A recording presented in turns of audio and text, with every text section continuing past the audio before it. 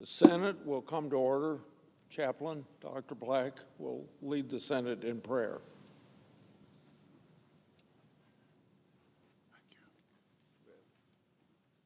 Let us pray. O God of our salvation, in spite of the challenges of today and tomorrow, we continue to look to you, our help in ages past and our hope for the seasons to come. May our lawmakers continually remember how you have led this nation in the past, as you give them inspiration and faith that you will also guide this land in all the days to come. Lord, give our senators strength, power, and wisdom for these grand and challenging times, empowering them to carve tunnels of hope through mountains of despair. Use them to defend our liberties and to unify our nation and world until justice rolls down like waters and righteousness like a mighty stream. We pray in your amazing name. Amen. Will you please join me in the pledge? I pledge allegiance to the flag of the United States of America and to the republic for which it stands, one nation under God, indivisible, with liberty and justice for all.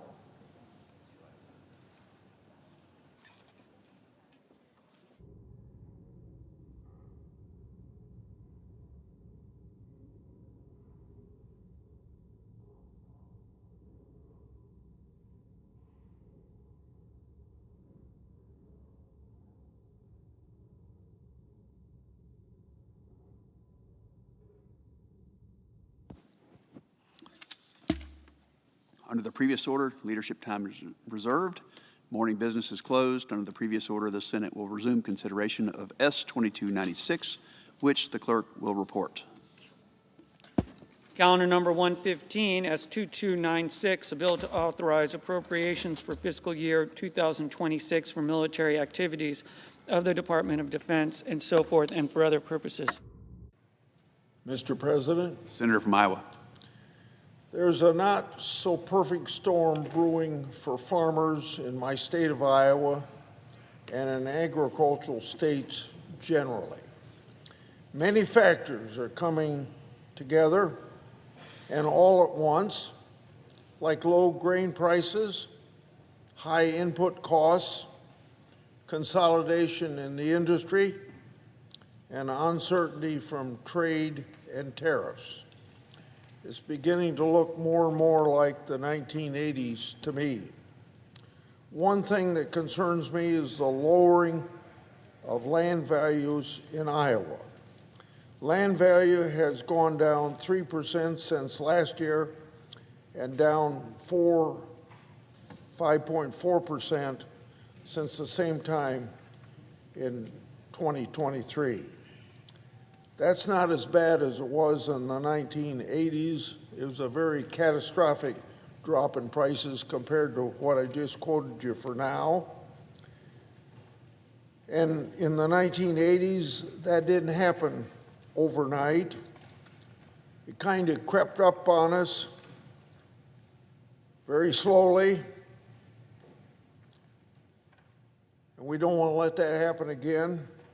So we need to be vigilant today.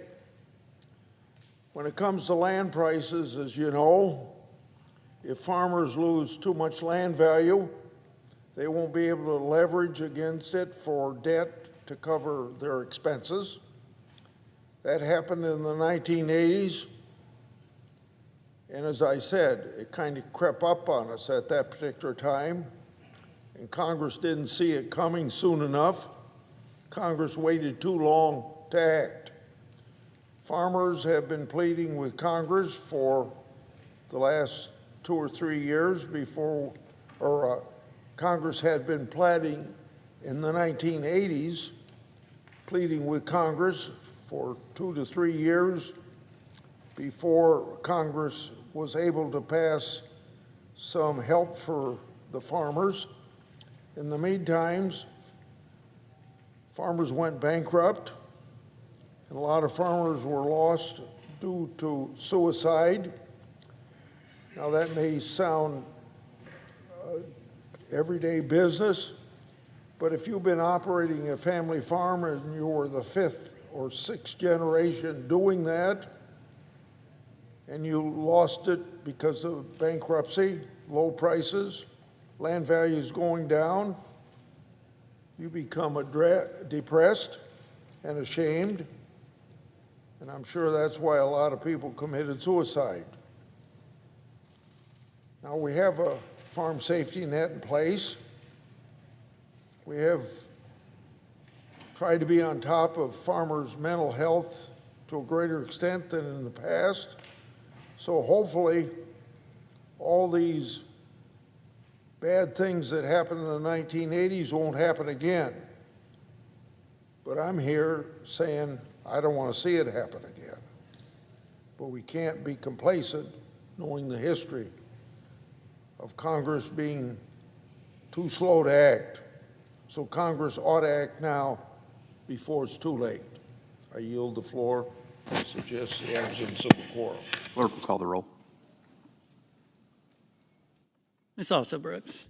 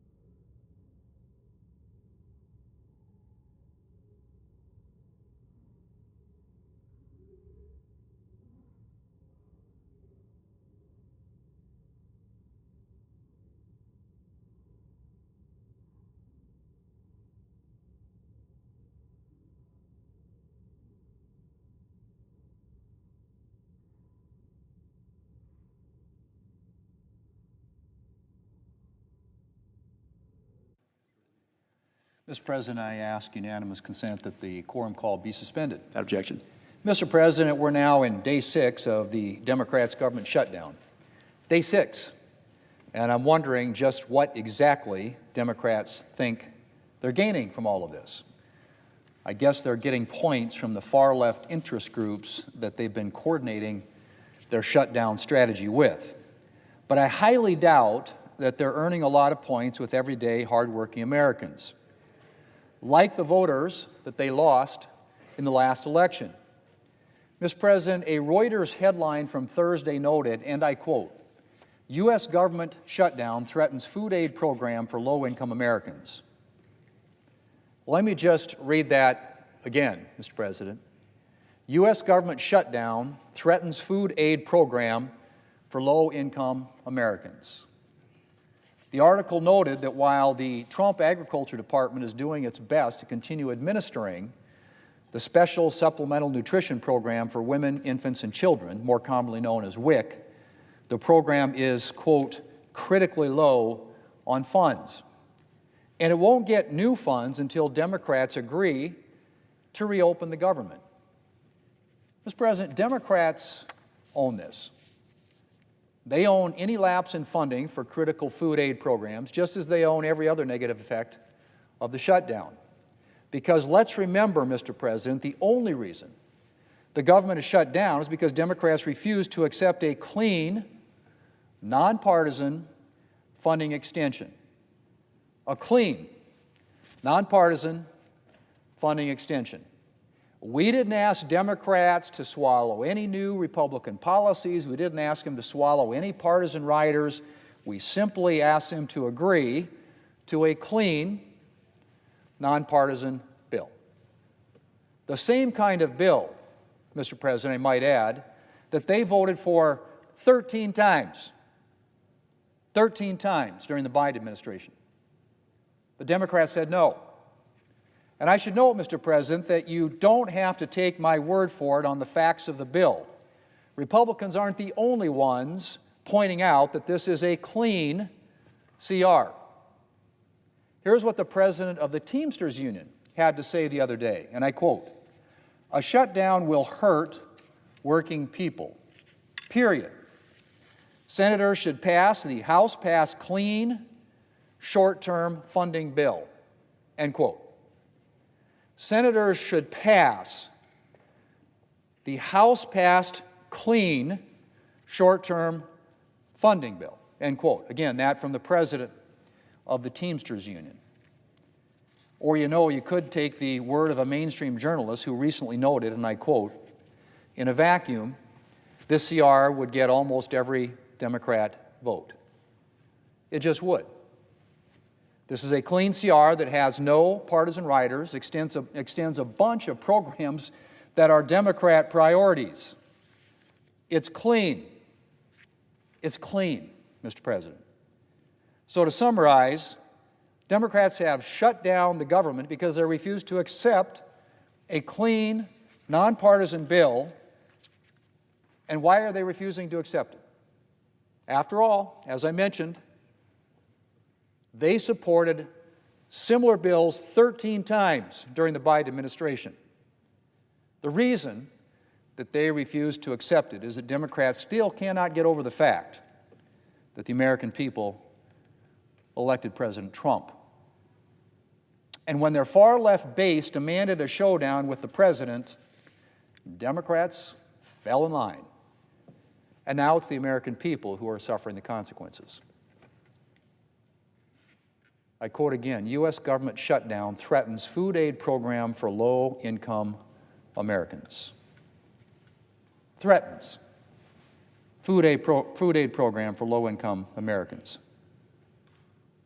Mr. President, 3 Democrats have rejected their party's shutdown politics and voted with Republicans to reopen the government.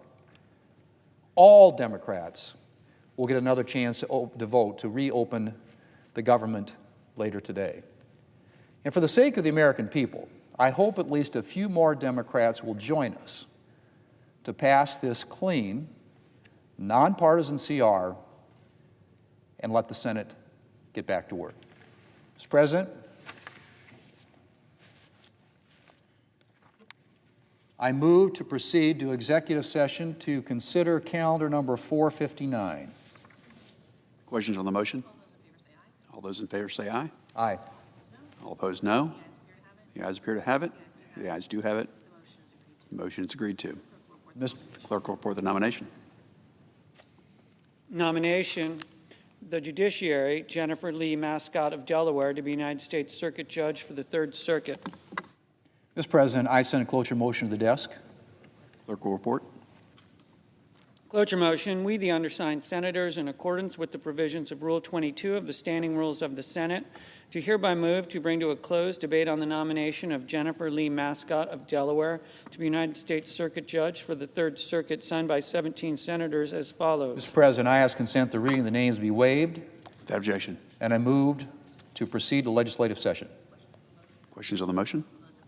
All those in favor say aye. Aye. All opposed, no.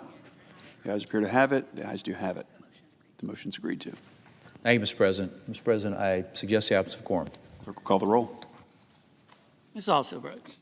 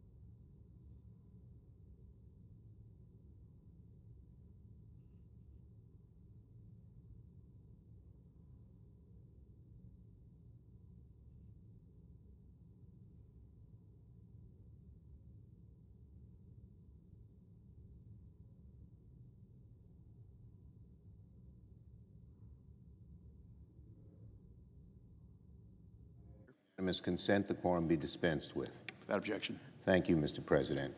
So, Mr. President, today is the sixth day of Donald Trump's government shutdown. Senate Democrats returned to Washington ready to negotiate. We're ready to work with Republicans to reopen the government and end the health care crisis that faces tens of millions of Americans.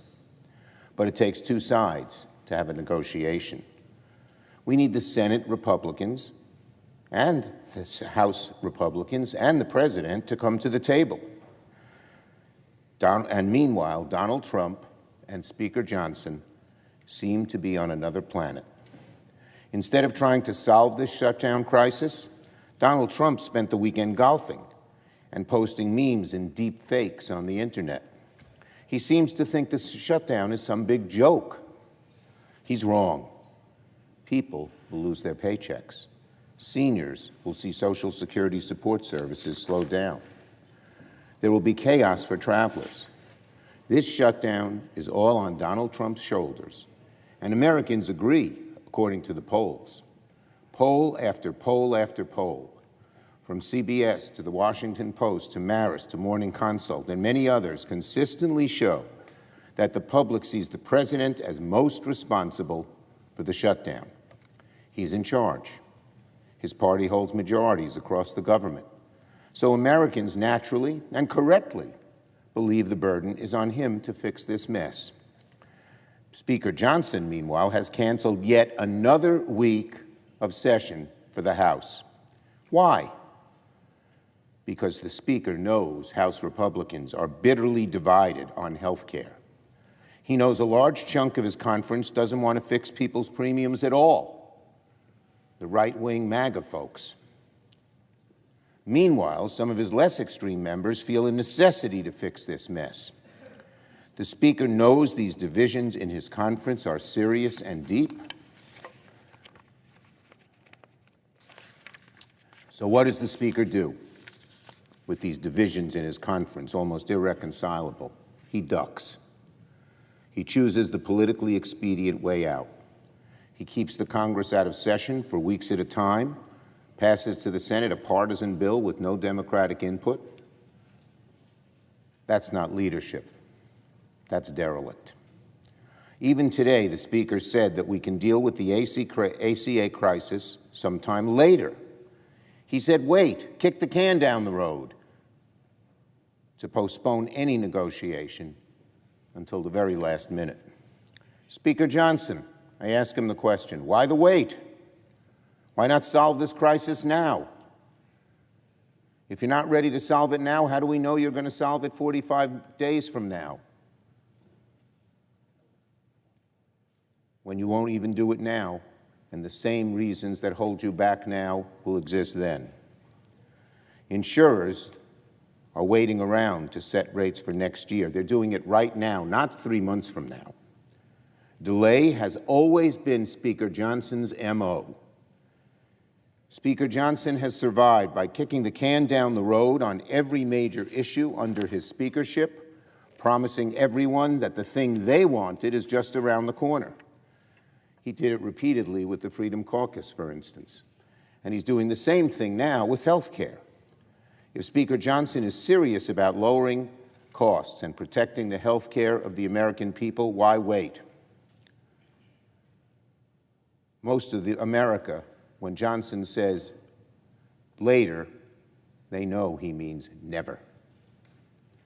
Democrats want to deal with the health care problem now. A recent poll by KFF shows that 80% of Americans want to extend the ACA tax credits, including 60% of MAGA Republicans. That's where the people are. A CBS poll also found that 75% of Americans don't think the administration is focused enough on lowering costs. Well, lowering health care premiums would be one of the very best ways to lower costs, because those costs are going through the roof. Many estimates show the average American would pay $1,000 more for health care. Listen to this. If you're a couple, 55-year-old couple who makes $80,000 a year, your premiums could go up $25,000 a year. How is anyone going to deal with that issue? Why is Johnson waiting? But yet again, Speaker Johnson and MAGA Republicans continue to lie and change the subject. Donald Trump does the same thing. The Speaker today once again lied that Democrats' proposal would provide health care benefits to undocumented immigrants.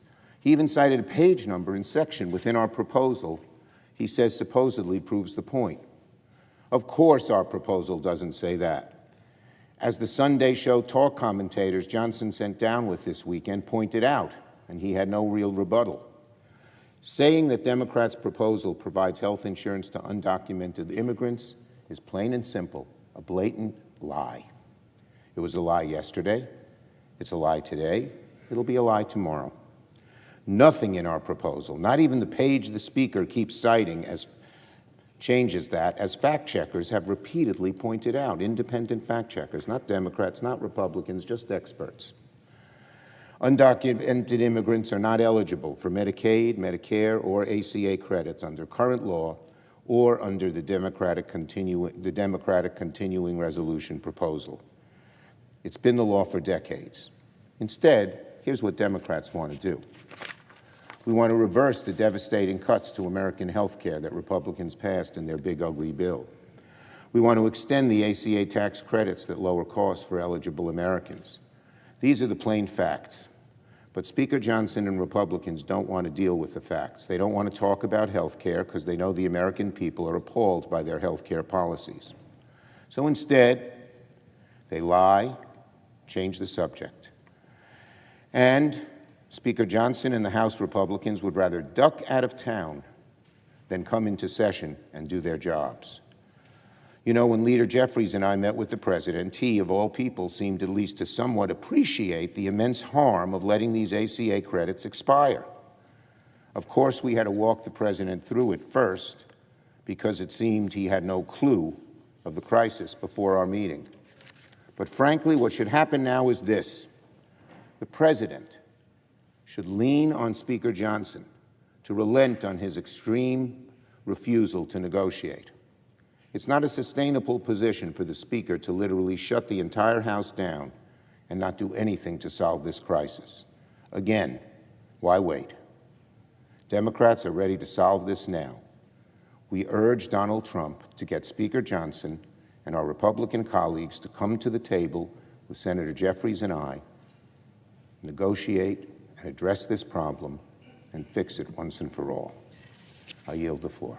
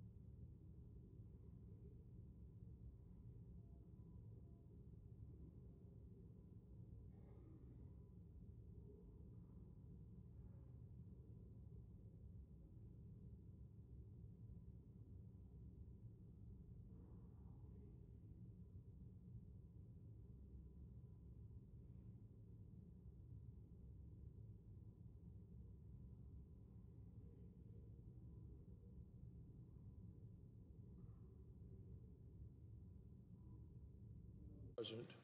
Majority Whip. Thank you, Mr. President. Mr. President, it's very obvious that Democrats are losing the Schumer shutdown. Even their media allies are turning against them. Here's an editorial from today's Washington Post. The headline is, "The Shutdown Conversation No One Wants." The Washington Post editorial board today wrote this, quote, "Democrats have demanded that Republicans agree to extend the COVID-era insurance subsidies without proposing any way to pay for it." They go on to say the Congressional Budget Office estimates that it would cost $350 billion over the next decade. Now, that's the Washington Post talking, not Republicans. So it's no surprise that Democrats are avoiding this conversation. Obamacare is broken, Obamacare is a failure, and now Democrats are holding the American people hostage to prop it up. The Biden bonus COVID payments are a bait and switch. Democrats created them in 2021. They did it as a temporary COVID program. They extended them temporarily to 2022. They set an end date from this year when they extended them once again. Now these same Democrats are demanding that they become permanent at a cost of $350 billion. It's unacceptable. This is a system that is riddled with waste, with fraud, abuse, and corruption. Big insurance companies are rewarded with direct payments from the federal government to the insurance companies. Hardworking taxpayers are left holding the bill.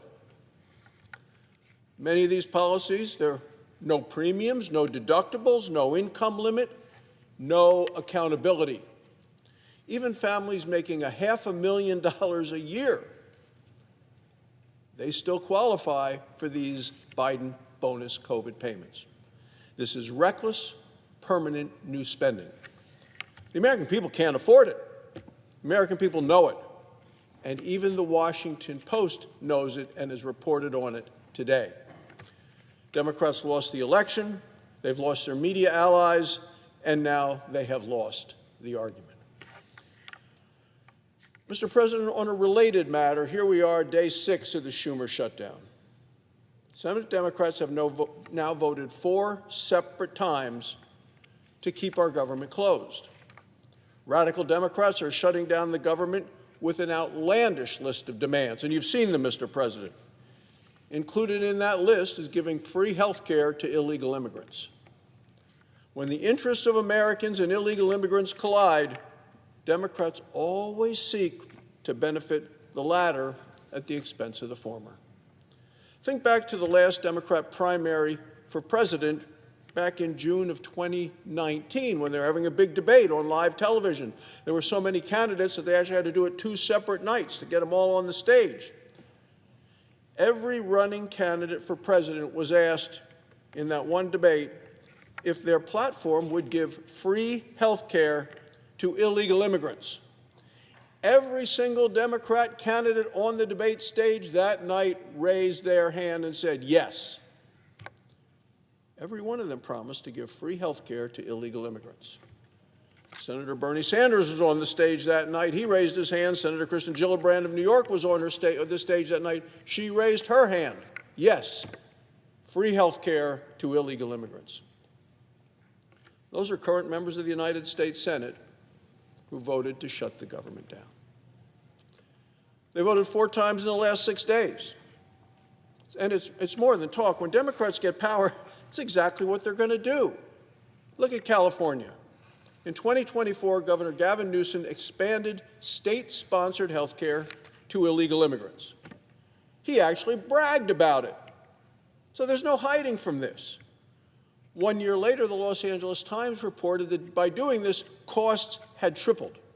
There was a headline dated March 13th of this year. It says, "Cost of undocumented health care in California is billions over estimates." They go on to say, pressuring Democrats to consider cuts. Instead of $3 billion a year, in the California health care system costs taxpayers $9.5 billion by providing health care to illegal immigrants. California financed its health care for illegal immigrants through a money laundering scheme aimed at the federal government. They used it to increase the state's Medicaid payments from the federal government directly to the state of California. This is money vacuumed away from hardworking Americans and from the vulnerable people in this country, our friends and neighbors who need Medicaid the most. What did California do with it?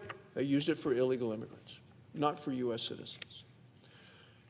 President Joe Biden and the Democrats, they went even further. Apparently they weren't liberal enough in doing that. Joe Biden created multiple illegal parole programs when he was president. It was a blatant attempt at amnesty by the sleight of hand. Parole is supposed to be rare, it's supposed to be temporary, and it's supposed to be case by case. And Mr. President, I'm talking about the flood of illegal immigrants that have come into this country across our southern border. People saw them on television. Joe Biden abused presidential parole authority and turned our law on its head. Democrats made non-citizens who were paroled eligible for free health care. Look no further than the illegal immigrant who murdered 22-year-old nursing student Laken Riley in Georgia. He crossed the border illegally in 2022. The Biden administration released him into our country instead of removing him. The Biden administration paroled him for what they claimed were, quote, urgent humanitarian reasons of significant public benefit. And then he murdered a nursing student. Joe Biden made Laken Riley's killer eligible for taxpayer-funded health care. Democrats even promised free health care as an enticement to attract illegal immigrants to our southern border. It was a magnet.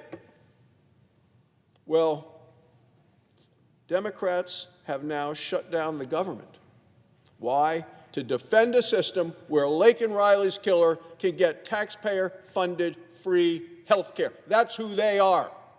That's their beliefs. That's their commitment, not to the American people, but to the illegal immigrants. Well, Republicans closed the loophole, Mr. President. Our working families' tax cuts put in place strong eligibility verification requirements. So that person can't qualify anymore, or anyone like them. It also ended the gimmicks that allowed California to fund health care for illegal immigrants through higher federal Medicaid payments, the way they siphon money from the federal government into California to pay for illegal immigrants. Meanwhile, what we've seen is President Trump and Homeland Security Secretary Kristi Noem rightfully terminated all of these Joe Biden categorical parole programs. He should have never let him in the first place. Now we have terminated him. And the Supreme Court was called into play in an action here. The Supreme Court upheld this decision by the Trump administration after several rounds of left-wing lawfare. President Trump is securing our border. He's putting American citizens first, not illegal immigrants. That's the difference between our parties. Democrats want to undo all of that. That's why they're holding the nation hostage by shutting down the government. That's what this fight is all about. Let's be clear. By shutting down the government, Democrats are putting illegal immigrants ahead of American citizens, ahead of our veterans, ahead of our military, ahead of our seniors, ahead of our children. It is reckless, it's radical, and it is wrong. It's time for it to end. So today, Mr. President, the Senate's going to vote for a fifth time on our bipartisan continuing resolution, and we want to reopen government. It passed the House with bipartisan support. The Senate this evening will have a simple choice once again. Vote to reopen the government and put America first and Americans first, or vote with Senator Schumer to put illegal immigrants ahead of the American people. Voting with Chuck Schumer tonight will keep the government closed. Thank you, Mr. President. I yield the floor. Clerk will call the roll. Ms. Alsor-Brooks.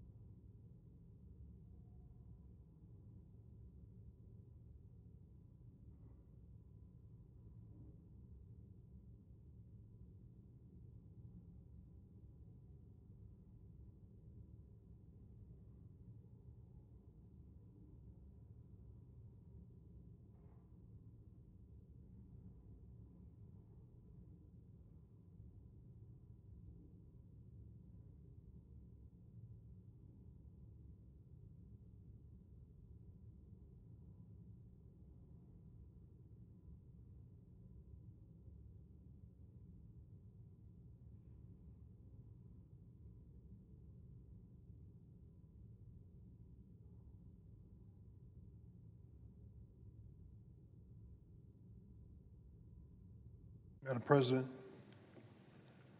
The Democratic Whip? are we in a quorum call? We are not. Thank you, Madam President. We are. I ask consent the quorum call be suspended. Without objection. Thank you, Madam President. Madam President, on Friday, in the midst of a Republican-led government shutdown, President Trump revealed his priorities. It isn't to protect the health care, the health insurance of millions of Americans who are about to lose their insurance or see premiums skyrocket. Nope, that's not it. The president's priority: to deploy militarized immigration agents and National Guard troops to more American cities. Why? Purely for political theater and to advance his extreme agenda. In the early morning hours of Tuesday last week, while this government barreled toward a shutdown, President Donald Trump launched a military law enforcement assault on the city of Chicago. In the city's South Side neighborhood, hundreds of federal agents, many hiding their faces with masks, rappelled from Black Hawk helicopters, darted out of disguised moving trucks, armed with military-grade weapons, to descend on a targeted apartment building in the city of Chicago. They swarmed through the building, knocking down doors, tearing up homes.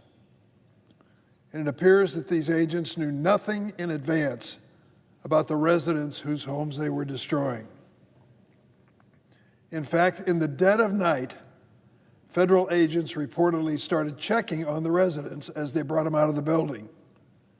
Residents that included American citizens and children. They checked on them to see if maybe they had an outstanding warrant for their arrest or were undocumented. Picture this, if you will. You're with your family in an apartment building, a helicopter lands on the roof, federal agents with masks on batter down your doors, drag you and your children out of their beds into the street, and start an interrogation as to whether there's any undocumented person present. America. Many were yanked from their homes and their beds and detained shirtless and without clothing. Some were detained using zip ties, including children. Here's what one witness to the event said. Kids were crying, people were screaming, they looked very distraught. I was out there crying when I saw the little girl come around the corner because they were bringing the kids down too. They had them zip-tied together. In the middle of the night in the city of Chicago, an assault on an apartment building in America. The witness continued, one of the agents laughed out loud. He said, F them kids. 4 U.S. citizen kids with undocumented parents were separated from their parents who were taken into custody. Secretary Kristi Noem's Department of Homeland Security posted to social media a highly produced video of the raid, her version of the story, because that's all this is to them, a promotional video, political theater. The human toll must be immense. What if it was your child, yanked out of his bed in the middle of the night, hands zip-tied behind him, brought down with few, if any, clothes on, standing in the street while all this is happening, watching his parents be arrested in America. In another case, ICE agents fired a pepper ball into CBS Chicago reporter Azo Rezi's car. What was her crime? Driving by the Broadview ICE facility to report on the protests there. It's known in the Constitution as freedom of the press. Doesn't seem to impress Kristi Noem. I've long fought for humane reforms to our immigration system on a bipartisan basis and evidence-based ways to reduce crime in our cities. If the president is serious about fixing our immigration system, or lowering crime in our communities, I'm all in.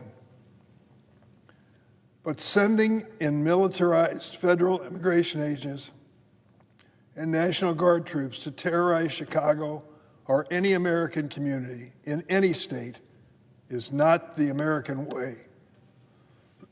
Excuse me. These actions have accomplished what I believe is the president's true intention here: spreading fear in America, especially among immigrant communities. And he's been very successful. I go to these communities virtually every weekend when I return back to Illinois. I meet with the people who live there. They are scared to death. People who have been here for years, no criminal record, no reason to be removed, working and paying taxes, are afraid to shop and afraid to go to church. Last week on the floor, I warned about this, and I have for some time now. The president's decision to unleash military personnel against the city of Chicago and American communities is another pillar in his master plan to weaponize the federal government against those he views as the enemy within. Where did that phrase come from? From the mouth of the President of the United States speaking to the military leaders of the United States. He told them to be fearful of the enemy within and to use American cities as their training ground. Think of that. White House Deputy Chief of Staff Stephen Miller ranted to law enforcement agents on the eve of their Memphis deployment that they were, quote, being unleashed. Stephen Miller's word, unleashed. Does that sound like law and order? Does that sound like the rule of law? Unleashed.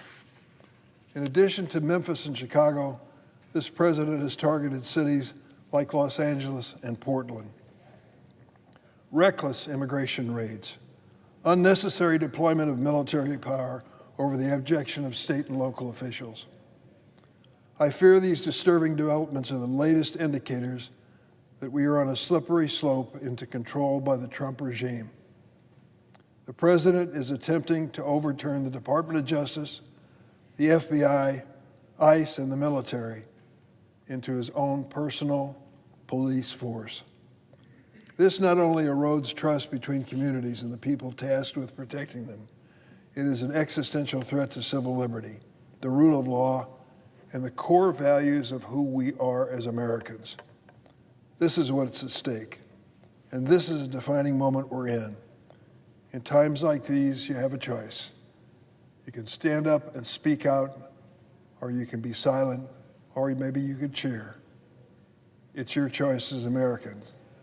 But think about it if it was your family, in the middle of the night, people crashing through the doors, yanking you and your children out of bed into the street, arresting people. Remember what the goal was when we got started with this? The president made it very clear. We were after undocumented people, illegal people in the United States who were rapists, murderers, terrorists, criminally insane, and child predators. The president was very explicit. These are the people we're going after. We'll tell you their names as we arrest them. So what percentage of those that's been arrested with this mass deportation, detained by ICE, what percentage of them have a criminal record? Fewer than 30%. By a 2-to-1 margin, innocent people are being dragged into this. In the middle of the night in the city of Chicago in an apartment building.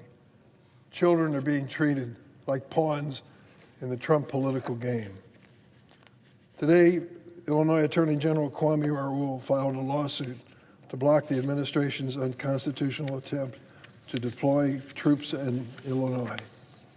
I joined with all my Democratic colleagues in the Illinois delegation, calling on the president to immediately rescind this unnecessary and dangerous deployment of the military to Illinois. I've spoken personally to the governor of our state, J.B. Pritzker, several times this weekend as the story developed. He did not ask for the National Guard troops to be sent in from Texas or any place. There is no need for it. to either protect federal facilities or to protect the people living in the city of Chicago. I'm going to continue as ranking member of the Senate Judiciary Committee speaking out. And I appeal to my Republican colleagues who are watching this in silence. It could be you. You could have an opportunity soon for the president to send in troops. It's not likely as much from the Republican side. Very few of their communities have been targeted. But if you happen to live in a state that didn't vote for Donald Trump, buckle up. He's coming down on you, whether it's California, Oregon, or Illinois. I'll close with this. At that Tuesday morning raid, videos taking at the scenes showed detained immigrants being held in an adjacent parking lot. Across the street, a woman is seen heard calling out in broken Spanish, "I'll always love you." Where is the humanity in tearing families apart? If there is a dangerous person, for God's sake, put them in a separate category. But families that are doing their best to get by and struggle, work and pay taxes, and have children who are citizens of the United States should never be treated like this in America.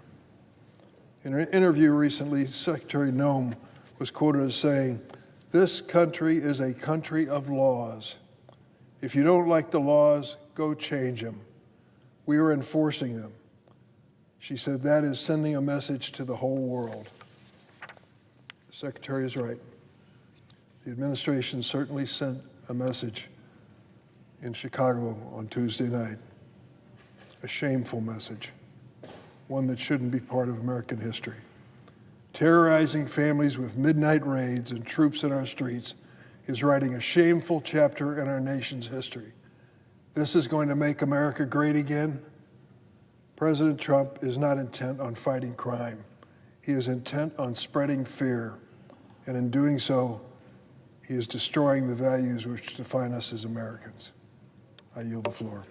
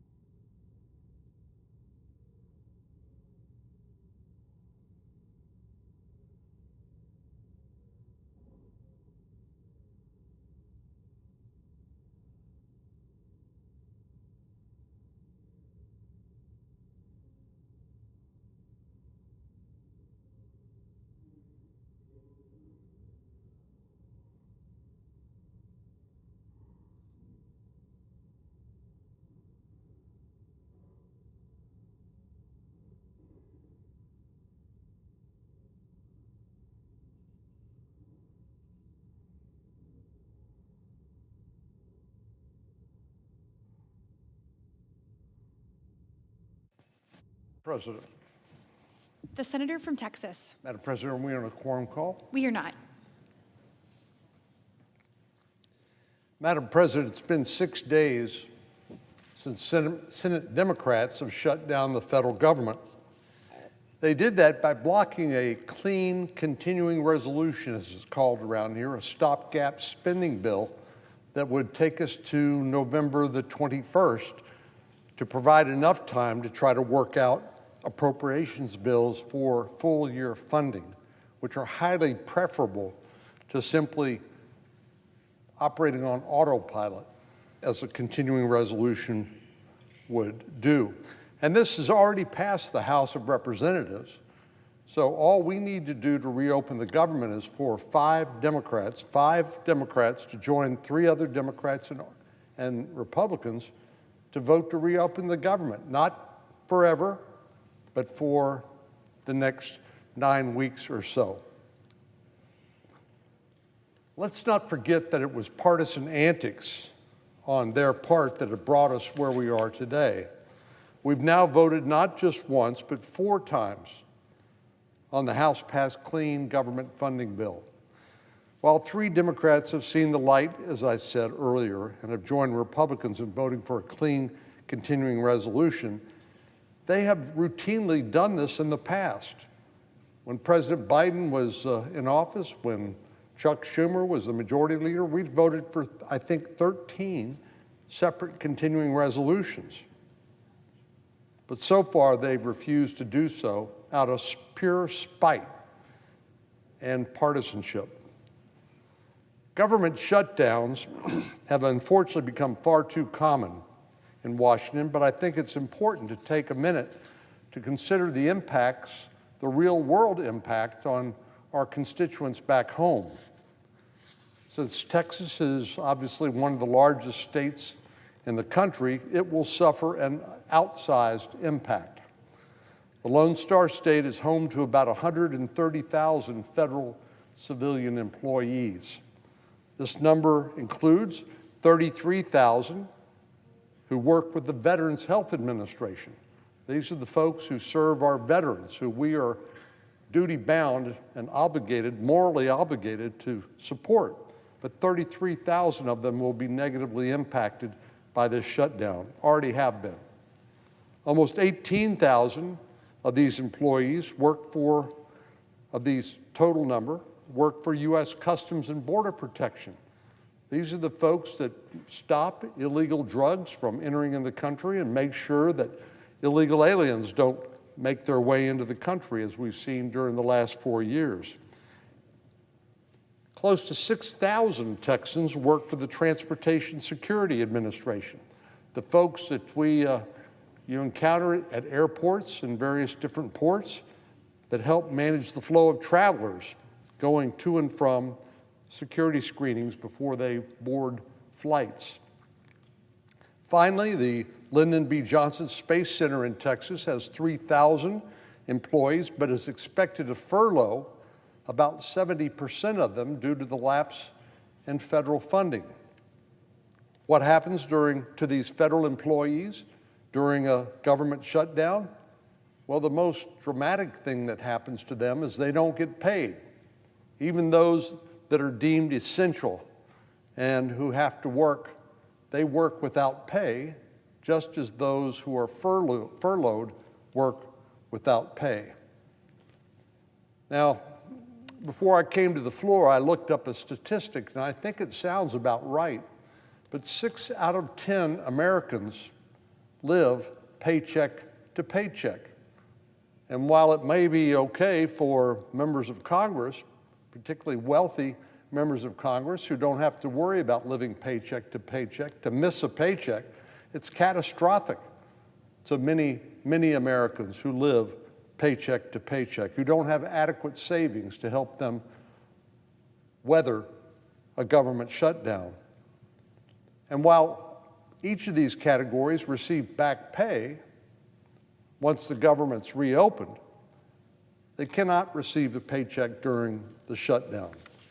This is extraordinarily unfair to these government employees who, through no fault of their own, are being denied the pay that they have earned.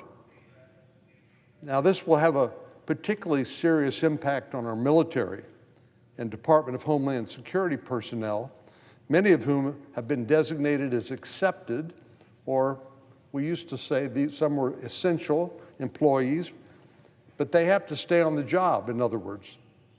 But they don't get paid either. Texas has 15 active duty military installations where personnel are required to continue reporting for duty throughout the shutdown. These active duty personnel will not be paid again until a final funding deal is reached. And right now, we don't know how long this is going to go on.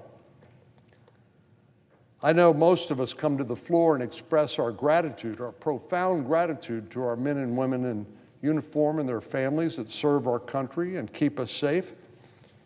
But this strikes me as a very bad way to say thank you to them by saying, yes, you have to continue to work, but no, you're not going to be paid. So Senate Democrats apparently have made that calculation.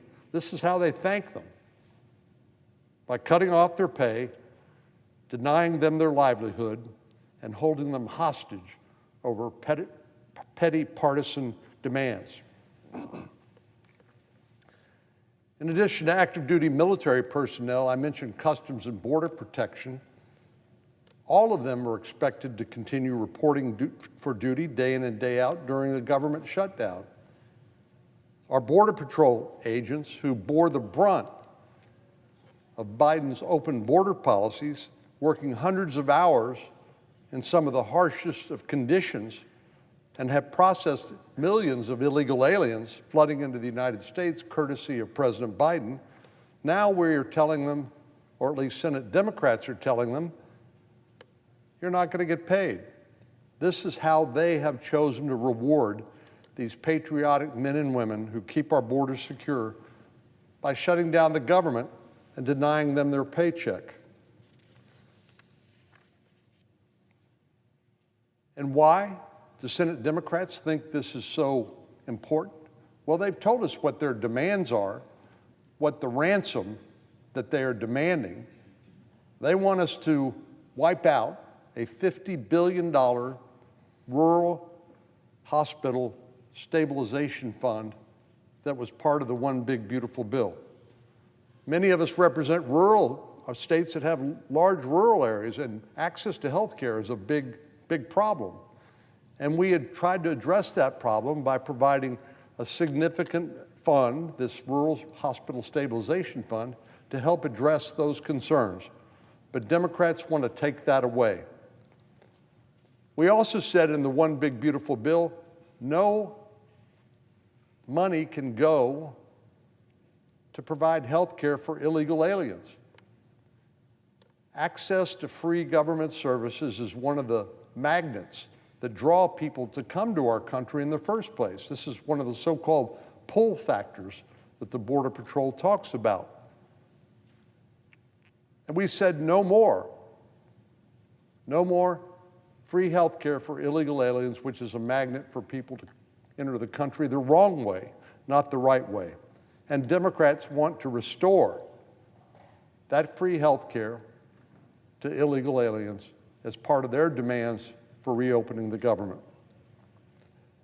Madam President, this is simply unconscionable, but it is also profoundly dumb. Shut down the government solves nothing. We've seen this movie before, and what happens when you reopen the government, the same problem, the same issues that caused you to shut down the government are there staring you in the face. So these shutdowns solve nothing.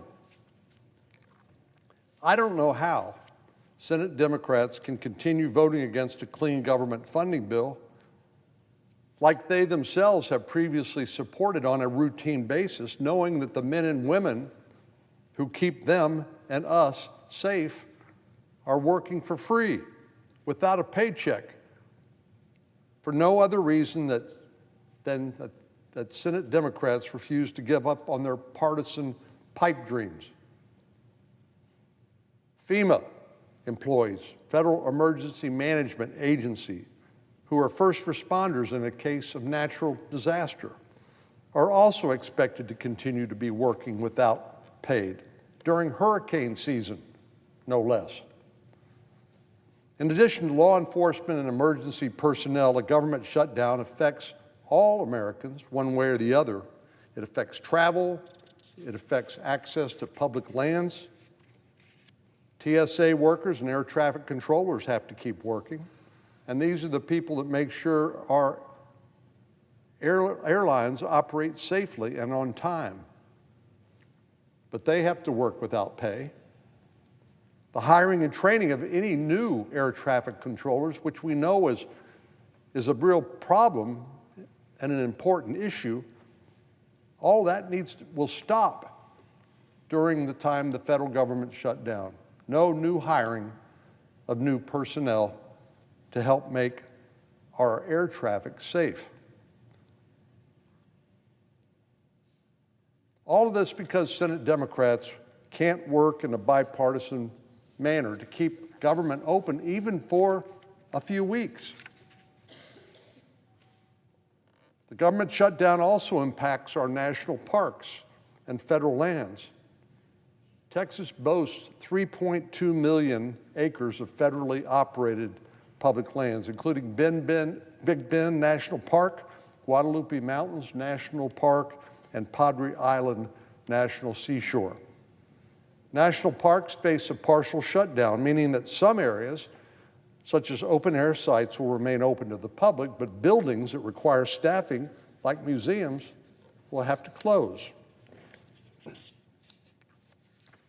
Madam President, my constituents, roughly 32 million Americans, like all Americans, have to pay the price because of this completely unnecessary government shutdown and the outrageous demands Democrats are making to reopen.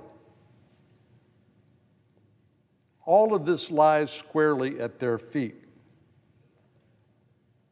You know, I was reflecting over the weekend after the last time we voted to reopen the government and Democrats voted no, how this must reflect on the United States in the eyes of the world.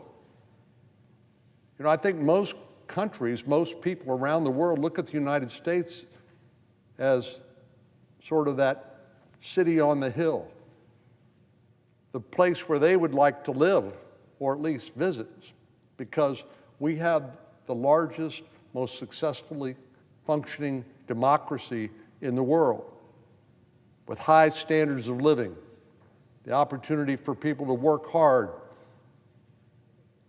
provide for their family, start a business, achieve their dreams. It is profoundly embarrassing, I think it should be embarrassing, to all members of Congress that we simply cannot get our act together enough to fund the government for the next few weeks while these negotiations over long-term appropriations bills are occurring. This kind of dysfunction is completely unworthy of what has been known, what has used to be known as the world's greatest deliberative body. The unfortunate reality is it doesn't have to be this way. Many of our Democratic friends have from time to time talked about various things being a threat to democracy. Well, being unable to pass a bill to fund the government to keep the lights on and keep people, government employees paid, that strikes me as a threat to our democracy. Senate Democrats have long preached the virtues of bipartisanship, especially when it comes to avoiding government shutdowns. And in the past, they've wagged their finger.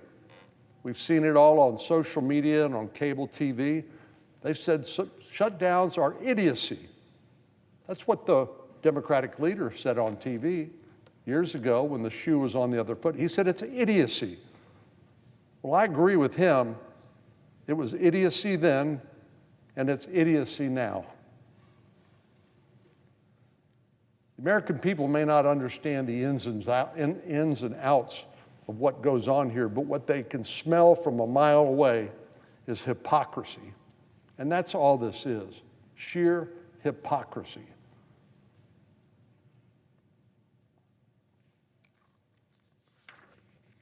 All our colleagues need to do when we vote here shortly is to vote for a clean, continuing resolution. And all of this can be reversed.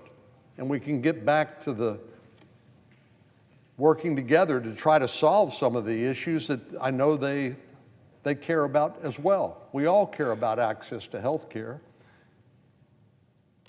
And that's one of the items that we have to address certainly before the end of the year with the expiring of certain provisions, certain subsidies for the Affordable Care Act. And we're happy to have that conversation, and we will have that conversation, but not while the government's shut down.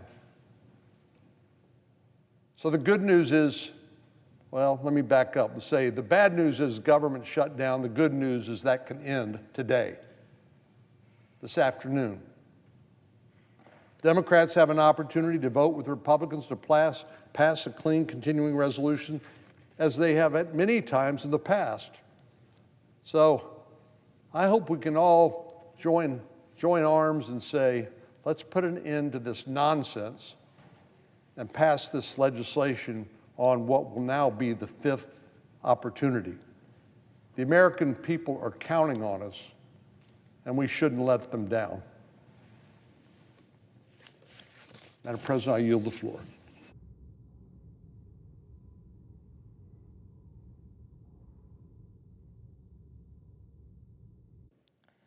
Madam President. The senator from New Jersey.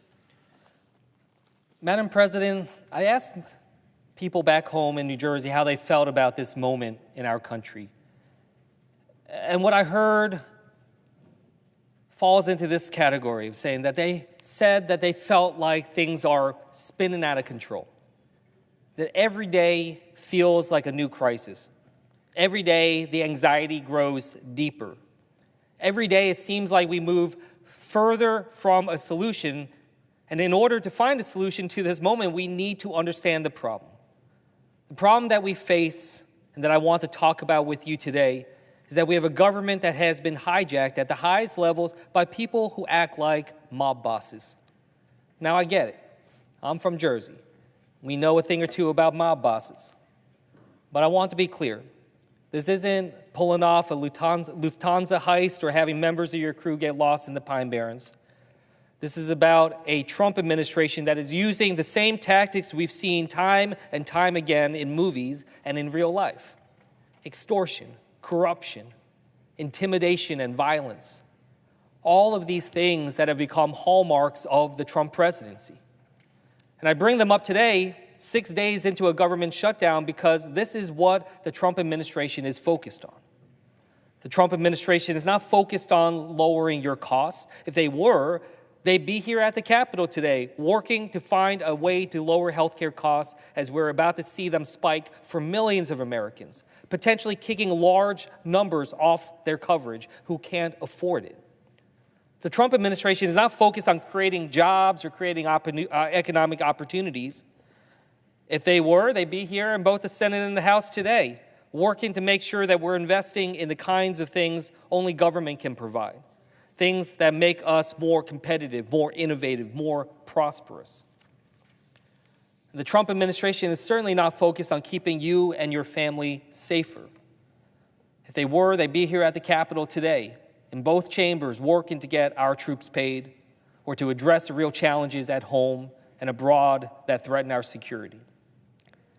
Instead, this administration and leaders here in this Capitol have shut down this government so they can focus on the things that they want, to use government to further corruption so that they can funnel money to their billionaire donors, to use government as a tool to extort the American people to bend to their will, to weaponize government to intimidate Americans through violence who dare oppose their actions by even just speaking out. Corruption, extortion, and intimidation through violence. This is how the Trump administration wants to use your government against you. Now, like every great mob movie, it's not just about the boss who plays a critical role. For every Don Corleone, there's a Tom Hagen and a Luca Brasi. Donald Trump plays the role of the mob boss, but it's his henchmen who are really running the show. Russell Vought and Stephen Miller, they're not public servants. Public servants, they work to serve the public. They work towards a public good. Russ Vought and Stephen Miller are straight out of Scorsese. These two men are running an operation on corruption, extortion, and intimidation that would make Al Capone jealous. Let's start with Russ Vought. Russ Vaught's entire existence, his reason for being, is to cut every program the American people can possibly rely on so that the billionaires who fund his work can get another tax cut. Money goes to him, money goes back to them, none of it goes to you. Pure corruption. But it's not enough for Russ Vought to just funnel billions to his backers. He has to take from you just to remind you of his power, just to bring you to heel. That's why last week he announced that he was freezing $18 billion for critical infrastructure projects in New York and New Jersey. One of them is the Hudson Tunnel Project, which is critical to our region's economy. In fact, when I asked Secretary Duffy about this at his confirmation hearing, he said it was a project of national importance, critical for our nation, not just our region. It's essential to our pursuit to bring infrastructure into the 21st century, and it supports tens of thousands of jobs. But Russell Vought decided to freeze that money out of nothing but political retribution.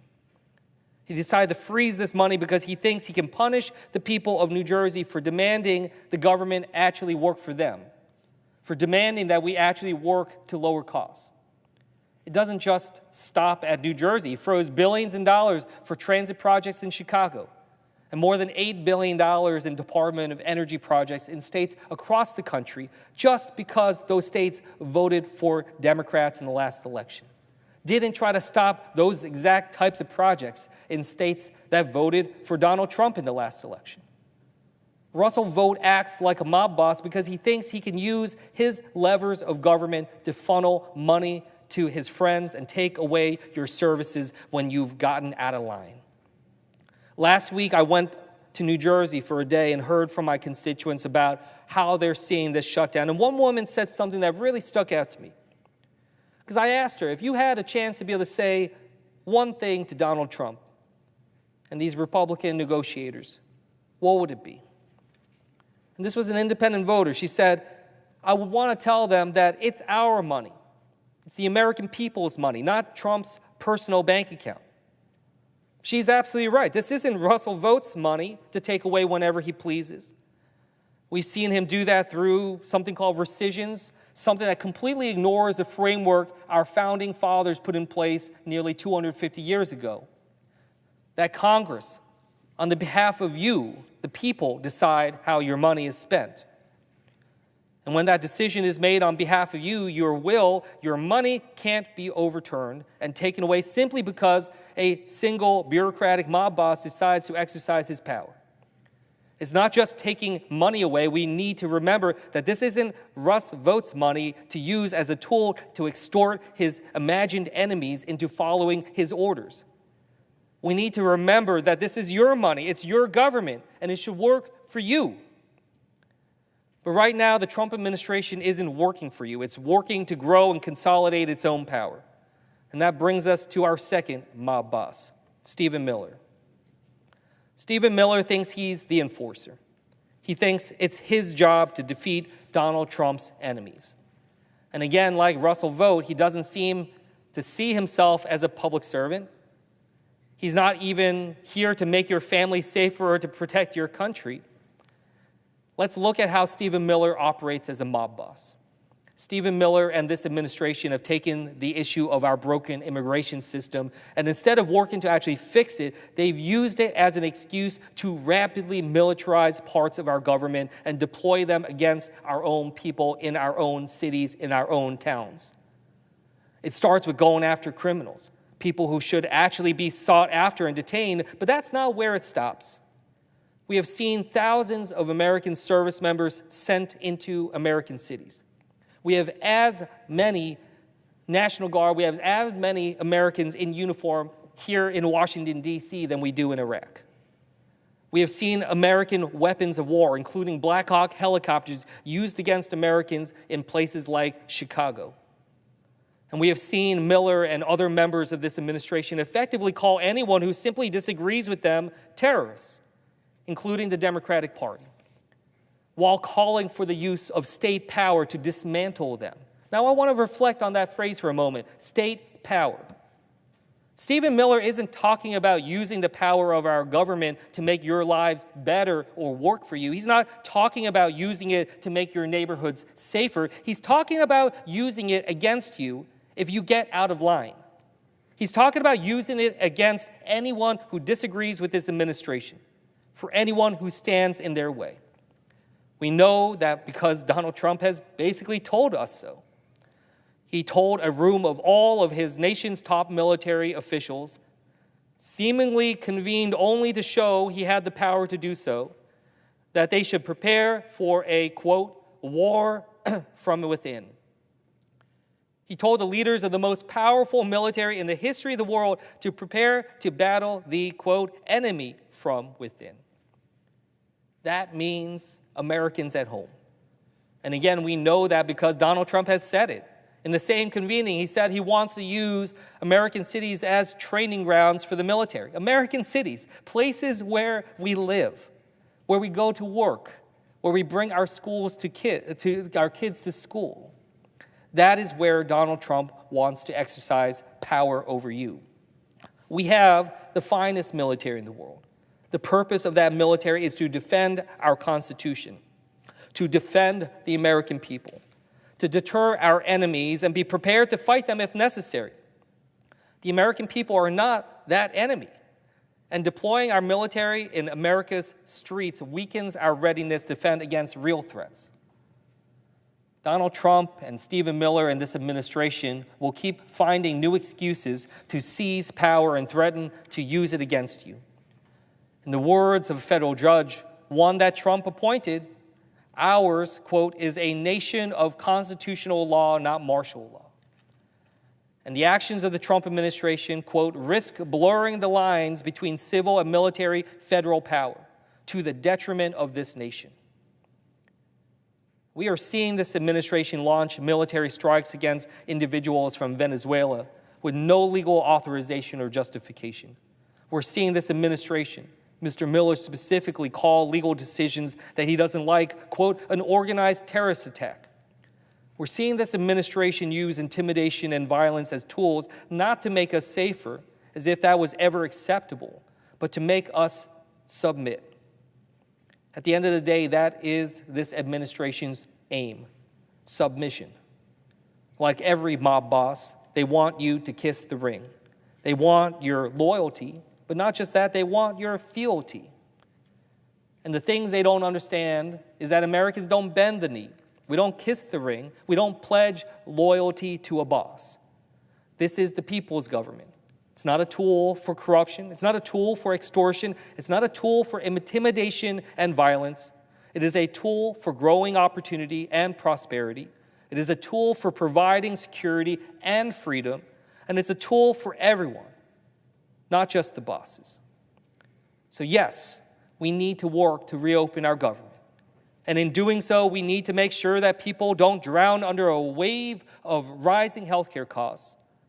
But we can't lose sight that this isn't the only fight we've got in front of us.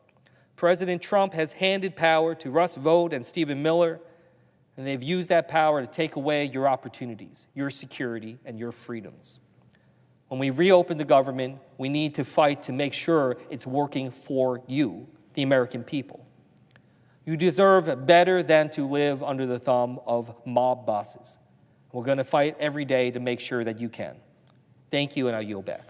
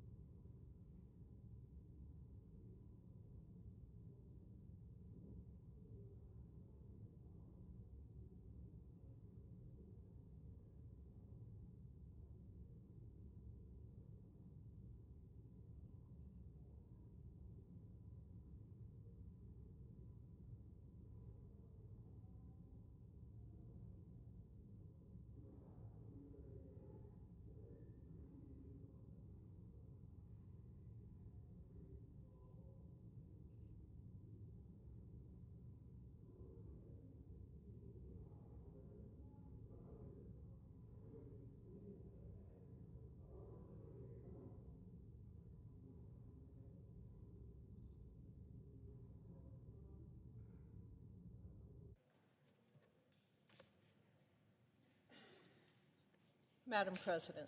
Senator from Nebraska. Thank you, Madam President. For all ag producers, the word tariff makes us nervous. But earlier this year, I took a step back to look at the bigger economic picture, and I became one of the first members of Congress to support the administration's effort to level the playing field on trade. I've said many times that the administration deserves time to secure strong trade deals that benefit Americans. However, the reality is this: farmers are targeted by other countries like China. I've seen it firsthand back home in Nebraska. Producers of corn, soybeans, and other top commodities, they are under crushing pressure. Rising input costs and uncertainty have driven farm finances to levels reminiscent of the 1980s crisis, which bankrupted thousands, and it hollowed out our rural communities. Since 2020, seed costs have jumped 18%. Fuel and oil are up 32%. Fertilizer has spiked 37%, and interest expenses have surged an alarming 73%. Our soybean producers are projected to lose about $100 an acre this year. On top of that, storage costs for soybeans and corn have risen steeply. For everybody, this is crippling, and it's happening during one of the largest harvests in memory. Madam President, time is running out, and we need to turn this around. We need a strong and positive set of actions. Ensuring our farmers can weather tough economic times must be a national priority. It's clear that farm aid is needed at this time. Congress has taken some steps towards this goal. We passed $10 billion in farm aid last December, and we included a major boost for producers in July's reconciliation law. However, that money is not going to reach any farmers until next fall, and producers need to have relief right now. But here's the challenge. We also need lasting, long-term solutions that help provide stability and real opportunity for ag producers. That's why one of the fastest ways we can deliver results is by unlocking year-round access to E15, a clean, American-made biofuel. Permanent nationwide access would increase corn demand by 2.5 billion bushels a year.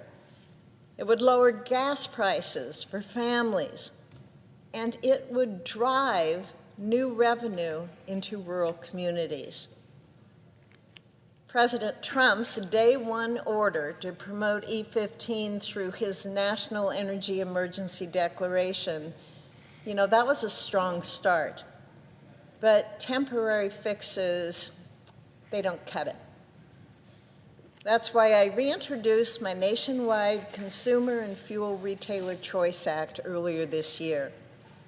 When I first introduced this bill nearly a decade ago, it felt like an uphill climb. Well, today, momentum is finally on our side. We have strong bipartisan support. We have new industry partners, including members of the oil and refining sector, who are at the table. And this is a key piece of Republicans' plan to lower energy costs, to strengthen American production, and to give consumers more choices at the pump. Trade, well, that's the other half of the equation. Former President Biden's lack of a clear trade agenda left America with a $49 billion trade deficit, undercutting farmers in Nebraska and all across this country. President Trump, you can help reverse that deficit by holding China accountable and ensuring American-grown soybeans have access to global markets, a lifeline for farmers facing losses this harvest season. President Trump has already made progress on this trade front. Take beef. Australia has sold nearly $29 billion worth of beef to U.S. consumers, while American ranchers have been locked out of their market. Do you know how much beef, American beef, Australia bought? 0. Now we need the same kind of breakthrough by opening up a market for soybeans and corn and every other American crop. At the end of the day, farmers and ranchers want programs that work, and we want markets to sell our products. Madam President, simply put, we just want a fair shot. By securing strong trade deals and building new markets through year-round E15, we can revitalize the farm economy. We can bolster United States energy security, and we can ensure that America's producers can keep feeding and fueling this nation for generations to come. Thank you, Madam President. Yield the floor.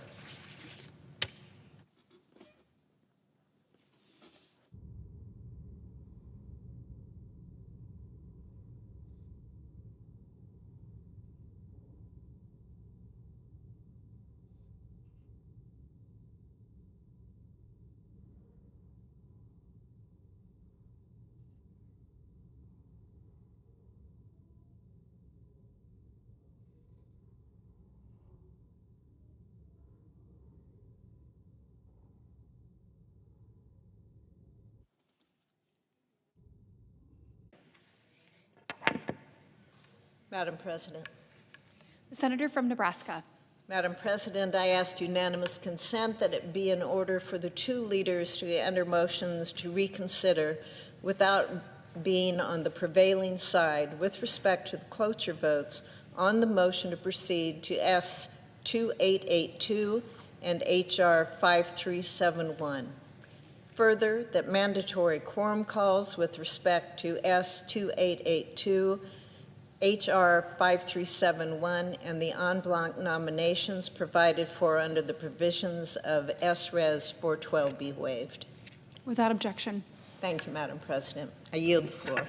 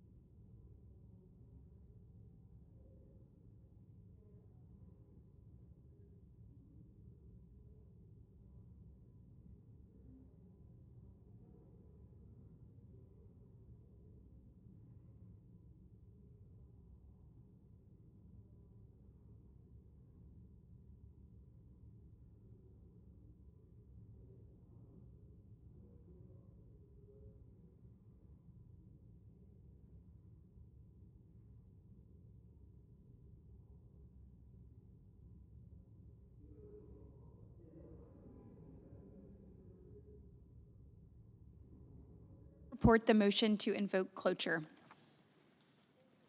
Cloture motion.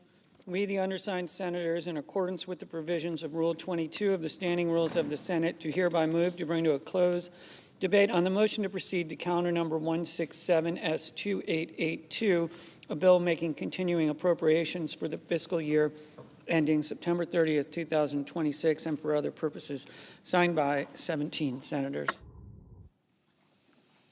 By unanimous consent, the mandatory quorum call has been waived. The question is it the sense of the Senate that the debate on the motion to proceed to S2882, a bill making continuing appropriations for the fiscal year ending September 30th, 2026, and for other purposes, shall be brought to a close? The yeas and nays are mandatory under the rule. The clerk will call the roll. Ms. Also Brooks, Ms. Baldwin, Mr. Banks, Mr. Barrasso, Mr. Bennett, Mrs. Blackburn, Mr. Blumenthal, Ms. Blunt Rochester, Mr. Booker, Mr. Bozeman, Mrs. Britt. No.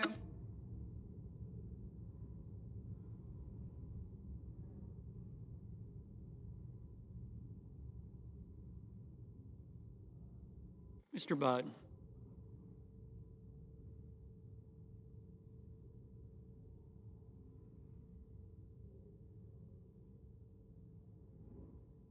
Ms. Cantwell.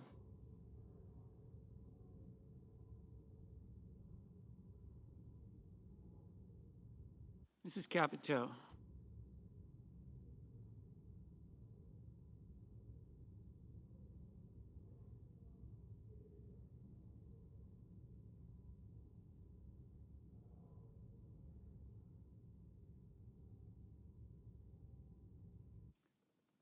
Mr. Cassidy. Ms. Collins. Mr. Coons.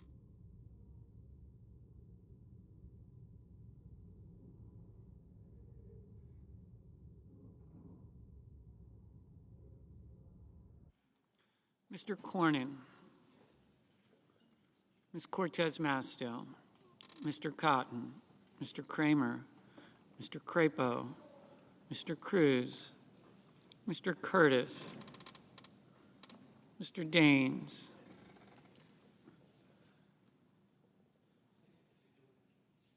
Ms. Duckworth. Mr. Durbin. Ms. Ernst. Mr. Betterman. Mrs. Fisher. Mr. Gallego. Mrs. Gillibrand. Mr. Graham. Mr. Grassley.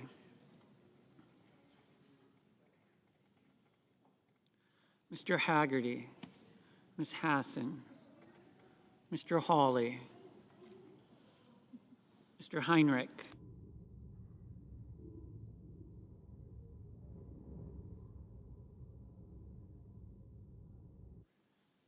Mr. Hickenlooper. Ms. Hirono, Mr. Hoven, Mr. Husted, Mrs. Hyde-Smith, Mr. Johnson, Mr. Justice, Mr. Kane, Mr. Kelly, Mr. Kennedy,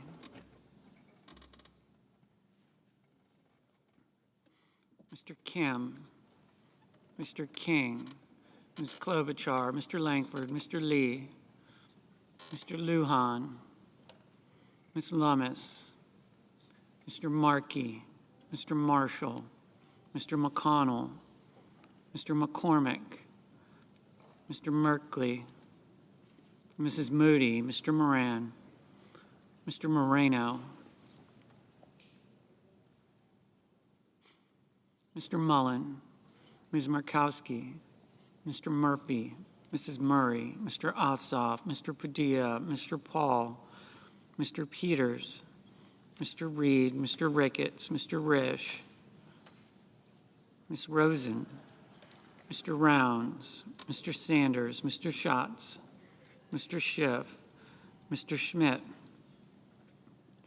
Mr. Schumer, Mr. Scott of Florida, Mr. Scott of South Carolina, Mrs. Shaheen, Mr. Sheehy, Ms. Slotkin, Ms. Smith, Mr. Sullivan, Mr. Thune, Mr. Tillis, Mr. Tuberville, Mr. Van Hollen, Mr. Warner, Mr. Warnock, Ms. Warren, Mr. Welch, Mr. Whitehouse, Mr. Wicker, Mr. Wyden, Mr. Young.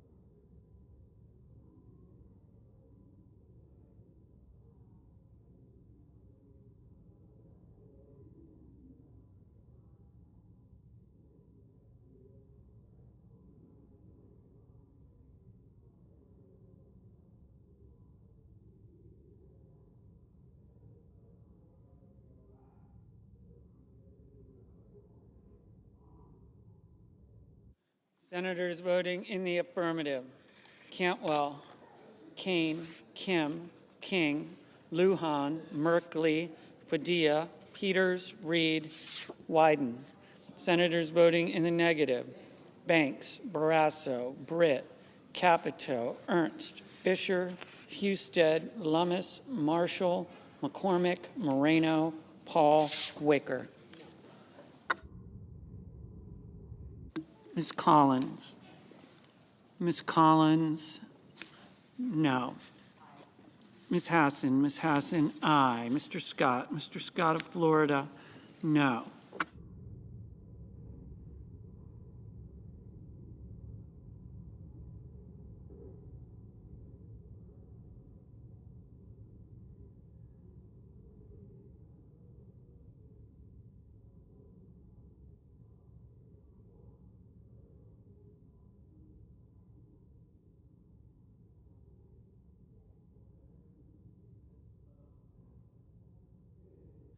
Mr. Crapo, no. Mr. Kelly, aye.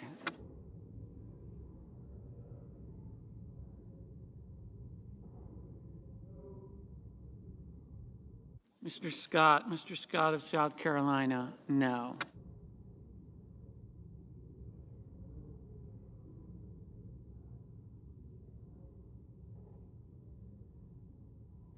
Ms. Smith. Ms. Smith, aye.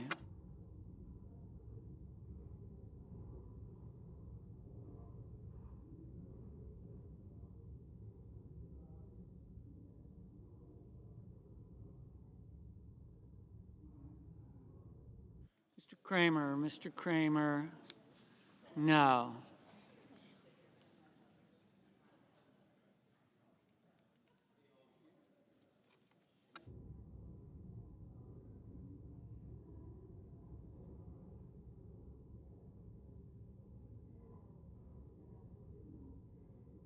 Mr. Justice, no. Mr. Sheehy, no.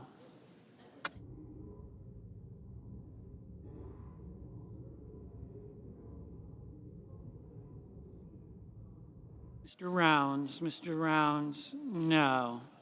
Mr. Risch, no. Ms. Duckworth, aye.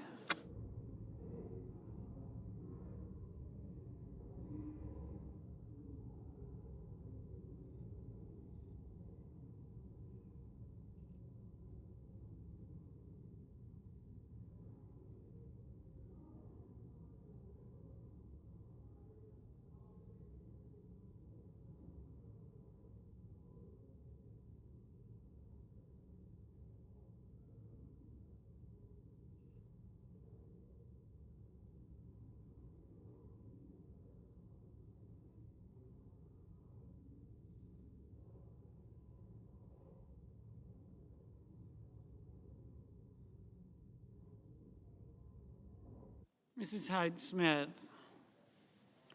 Hyde Smith, no.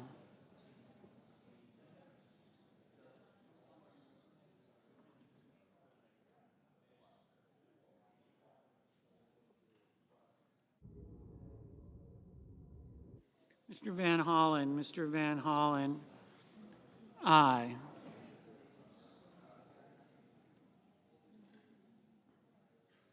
Mr. Cassidy, no. Mr. Grassley, no.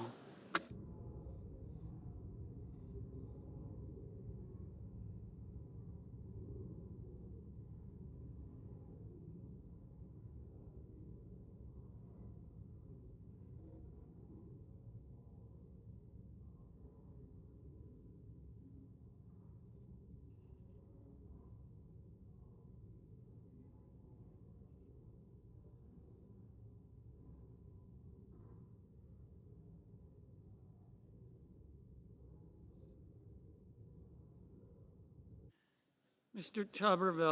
Tuberville, no. Mr. Cornyn, No.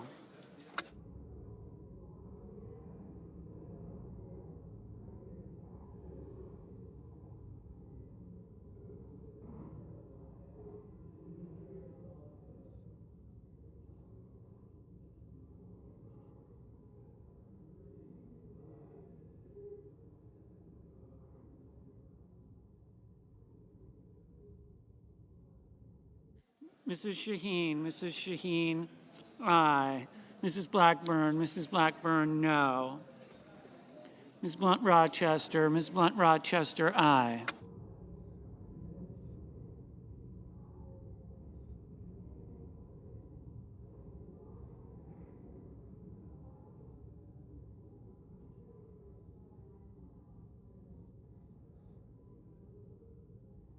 Mr. Cotton,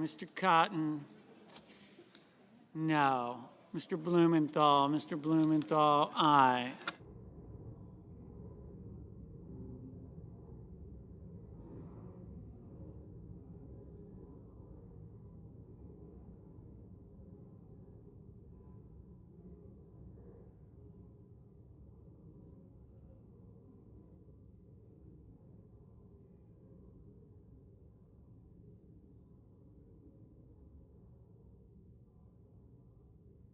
Mr. Johnson, no. Mrs. Moody, no.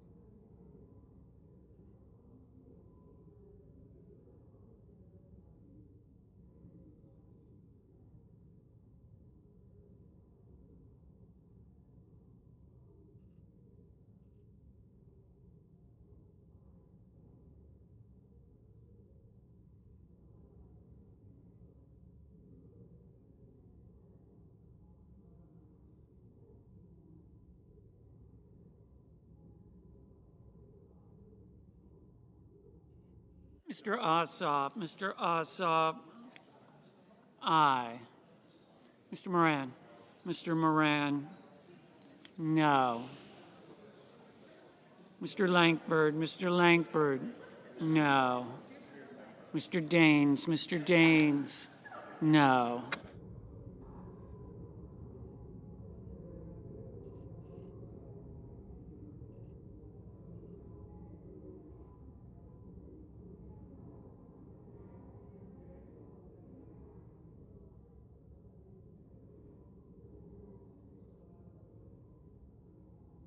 Mr. Hickenlooper, aye.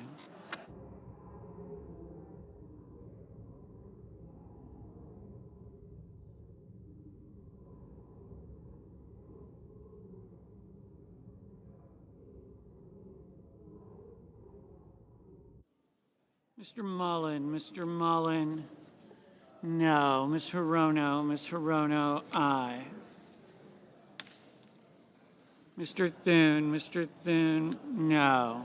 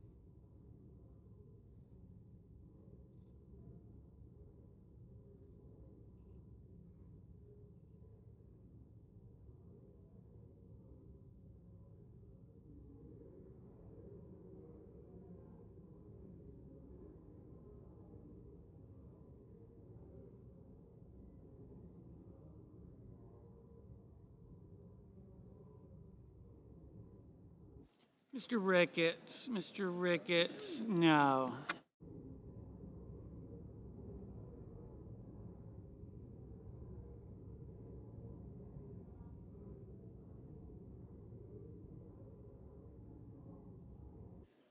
Mr. Fetterman, aye. Mr. Graham, no.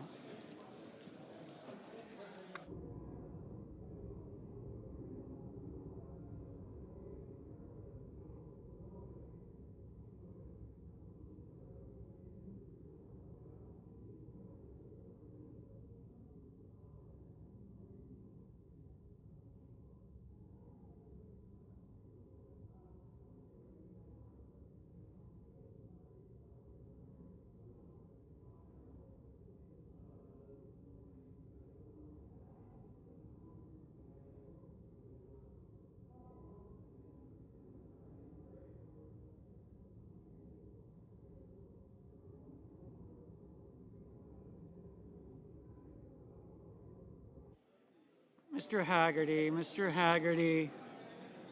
no. Mr. Budd, no.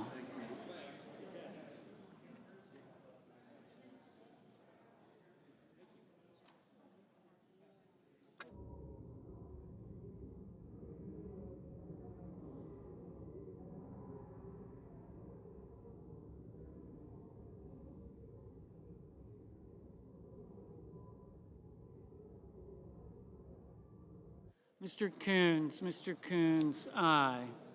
Ms. Cortez Masto, aye.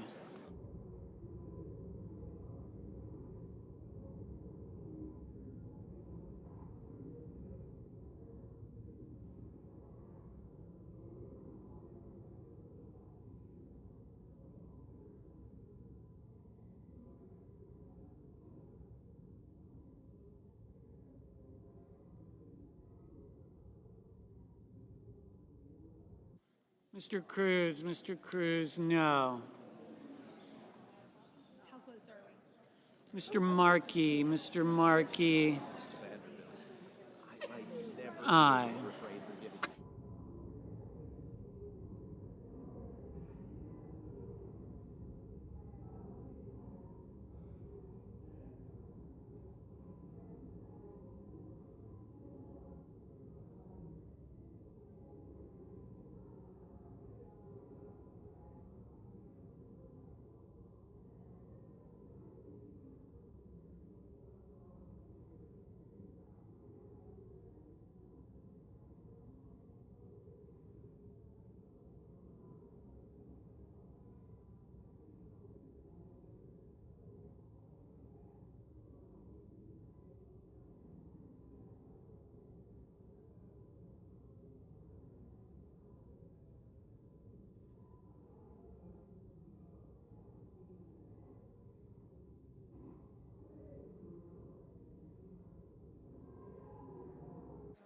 Mr. Booker, aye. Mr. Bozeman, no.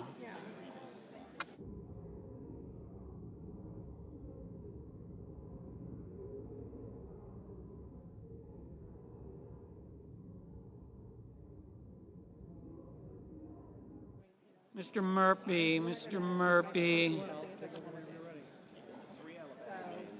aye. Mr. Bennett, aye. Mr. Schmidt, no. Mr. Schatz, aye.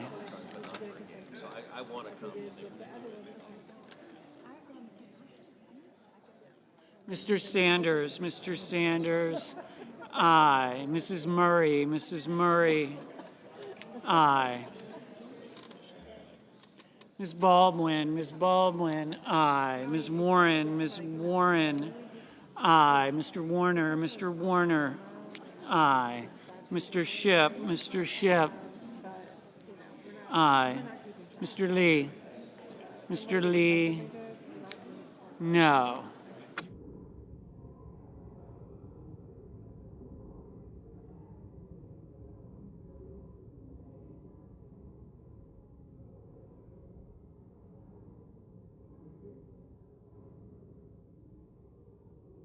Mr. Welch, aye. Ms. Markowski, no. Ms. Klobuchar, aye.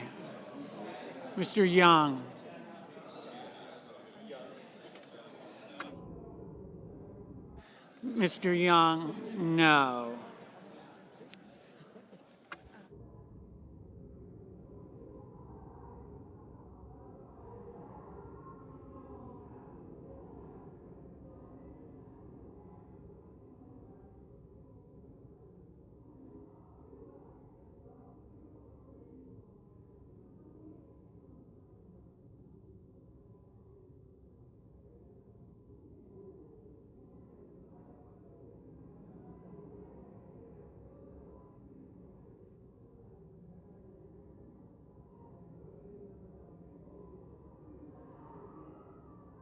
Mr. Whitehouse, aye.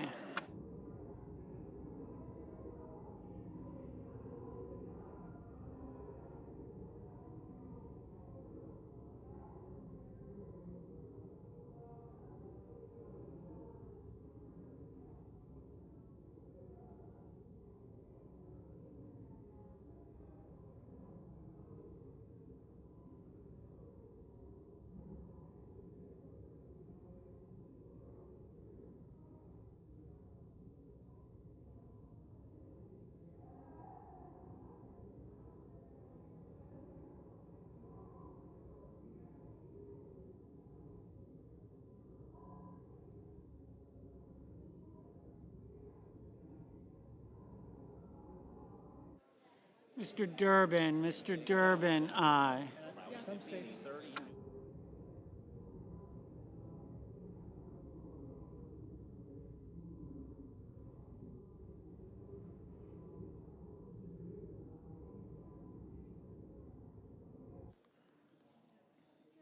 Mrs. Gillibrand, aye.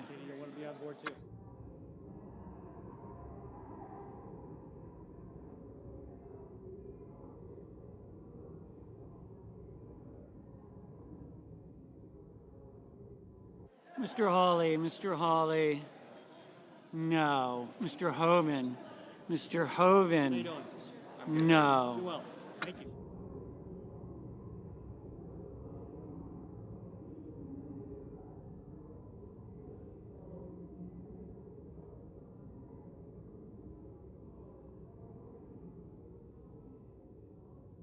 Mr. Sullivan, no.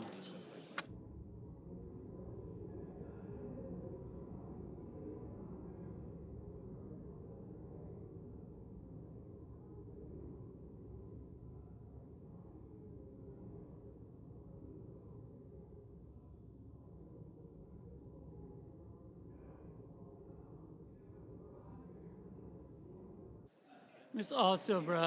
Alsobrooks, aye.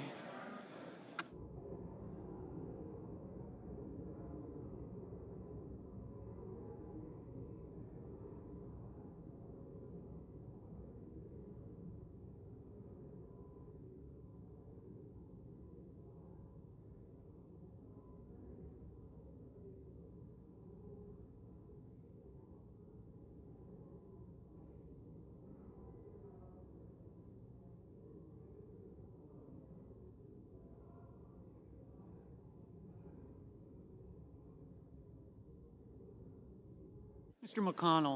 McConnell, no.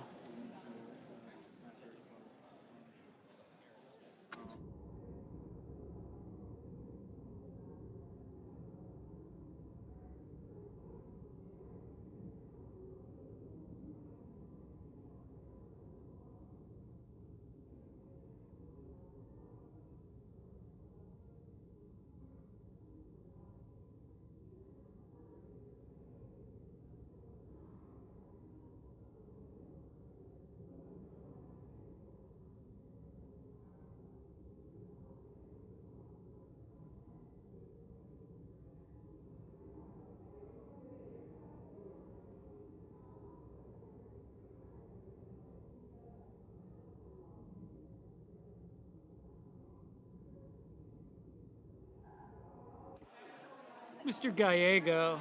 Mr. Gallego, aye.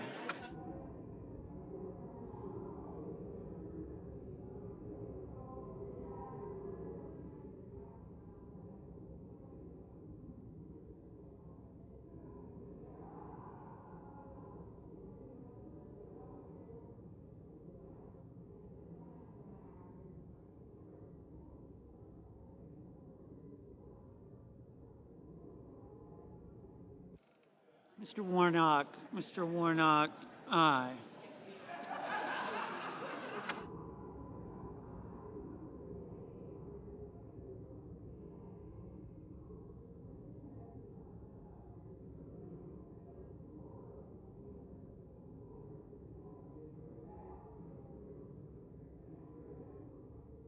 Mr. Schumer, aye.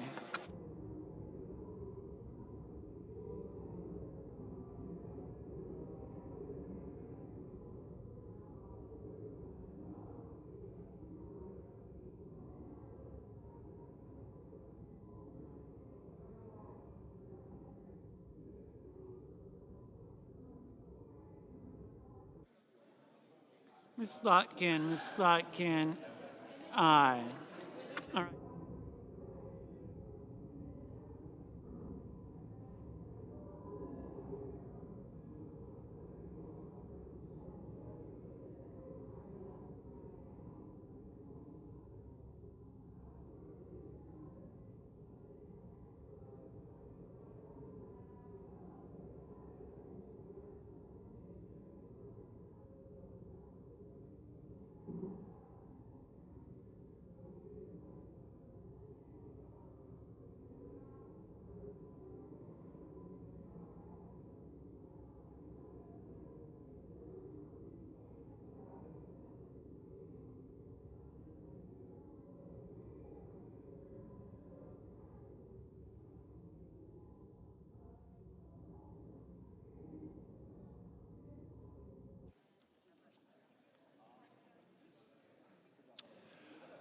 On this vote, the yeas are 45, the nays are 50. 3/5 of the senators duly chosen and sworn not having voted in the affirmative. The motion is not agreed to.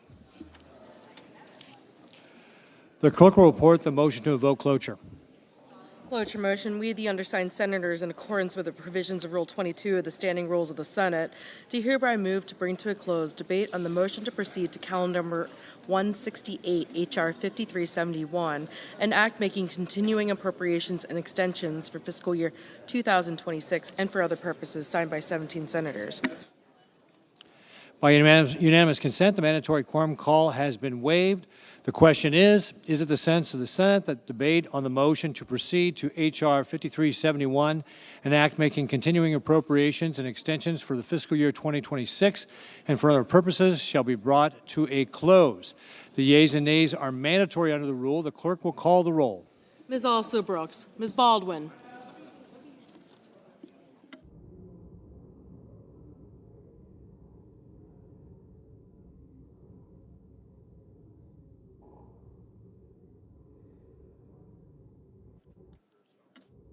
Mr. Banks, Mr. Barrasso, Mr. Bennett, Mrs. Blackburn, Mr. Blumenthal, Ms. Blunt-Rochester,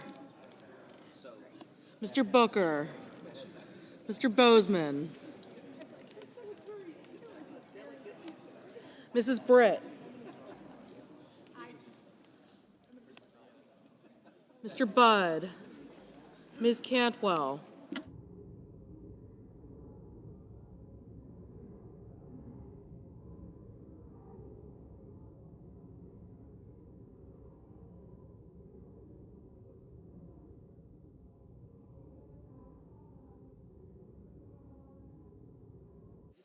Mrs. Capito,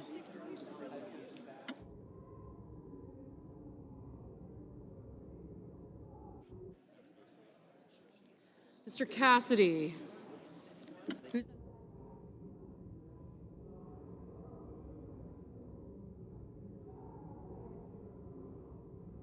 Ms. Collins, Mr. Coons,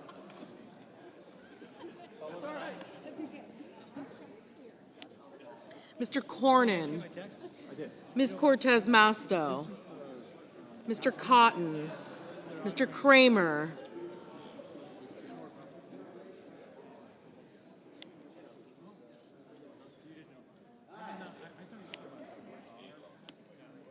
Mr. Crapo, Mr. Cruz, Mr. Curtis, Mr. Daines, Ms. Duckworth, Mr. Durbin, Ms. Ernst, Mr. Fetterman, Mrs. Fisher, Mr. Gallego, Mrs. Gillibrand, Mr. Grimm, Mr. Grassley, Mr. Haggerty, Ms. Hassan, Mr. Hawley, Mr. Heinrich,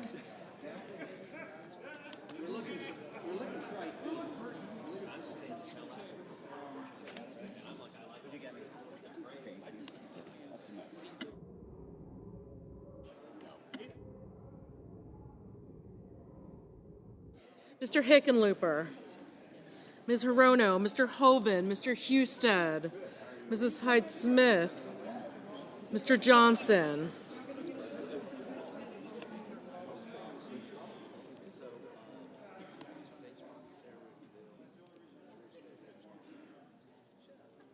Mr. Justice,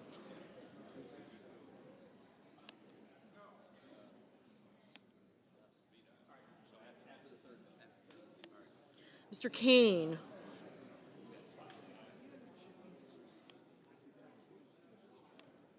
Mr. Kelly, Mr. Kennedy, Mr. Kim, Mr. King, Ms. Klobuchar,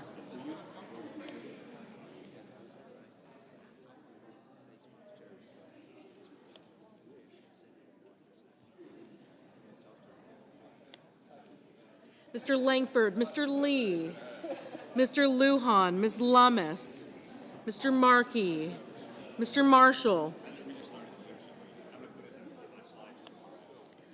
Mr. McConnell, Mr. McCormick, Mr. Merkley, Mrs. Moody,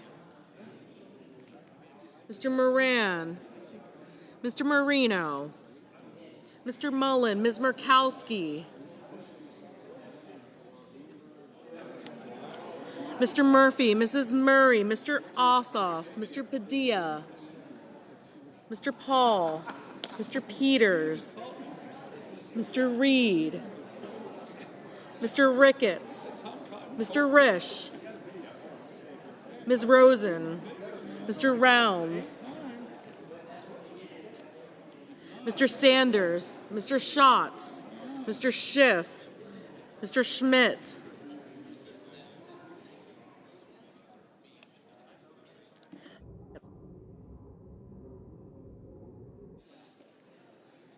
Mr. Schumer, Mr. Scott of Florida, Mr. Scott of South Carolina, Mrs. Shaheen, Mr. Sheehy, Ms. Slotkin,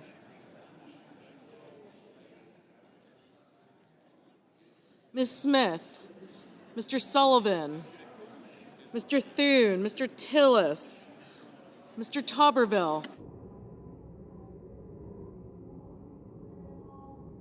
Mr. Van Hollen, Mr. Warner, Mr. Warnock,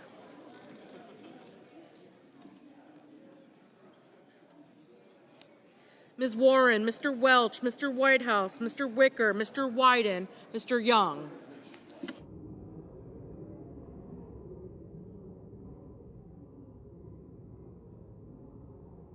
Senators voting in the affirmative: Britt, Budd, Cornyn, Cotton, Cruz, Daines,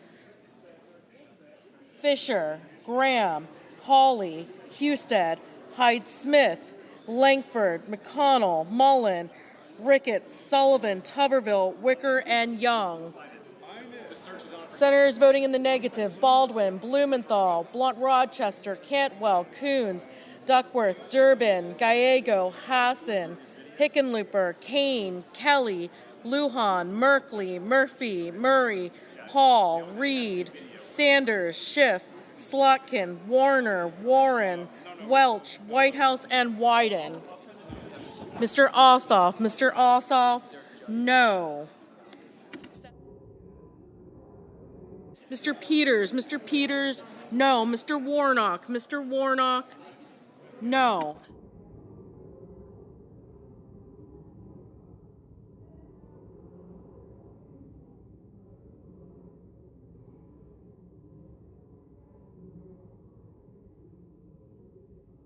Mr. Fetterman, aye.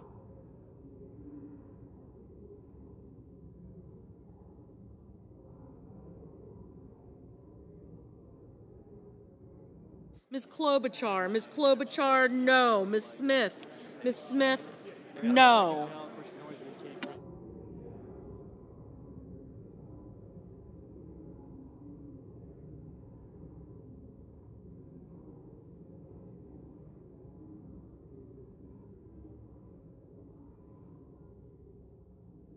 Mr. Schatz, no.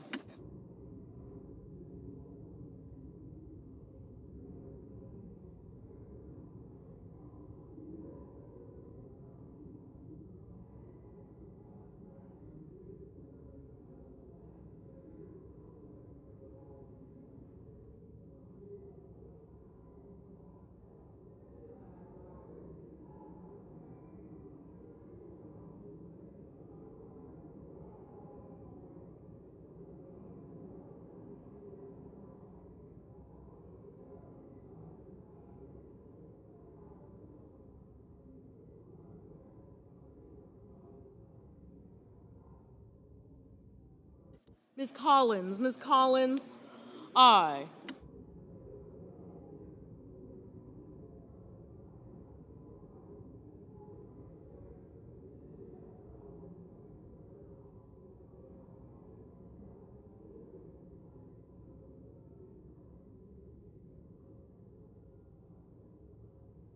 Mr.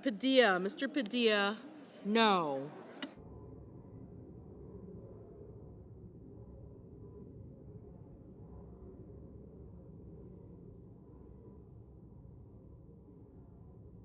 Ms. Hirono, no.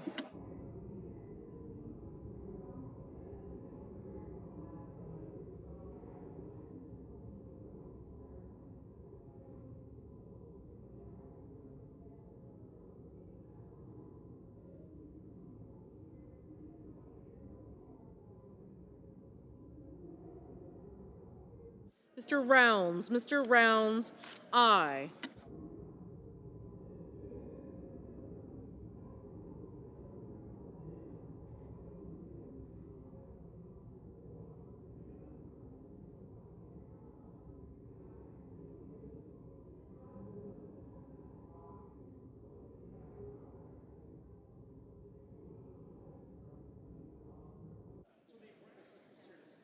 Ms. Murkowski, aye.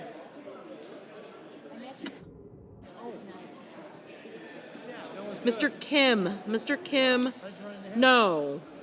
Mr. Cassidy, aye.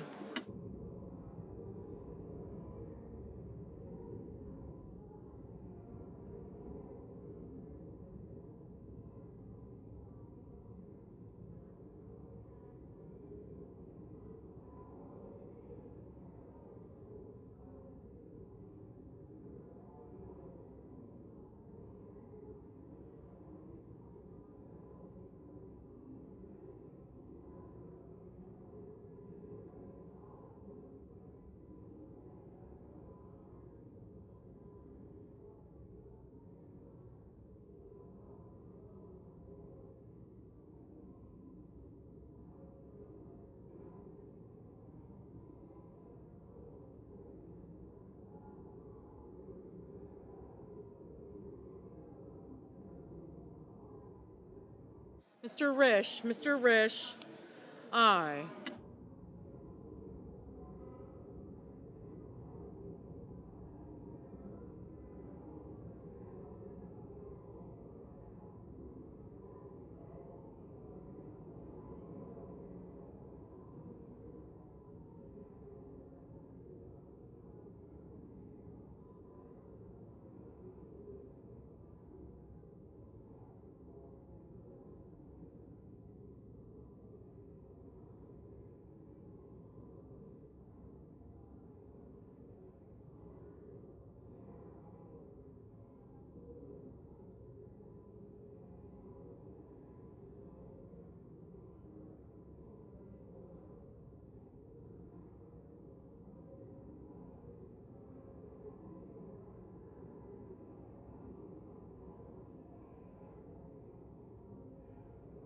Mr. Grassley, Mr. Grassley, aye.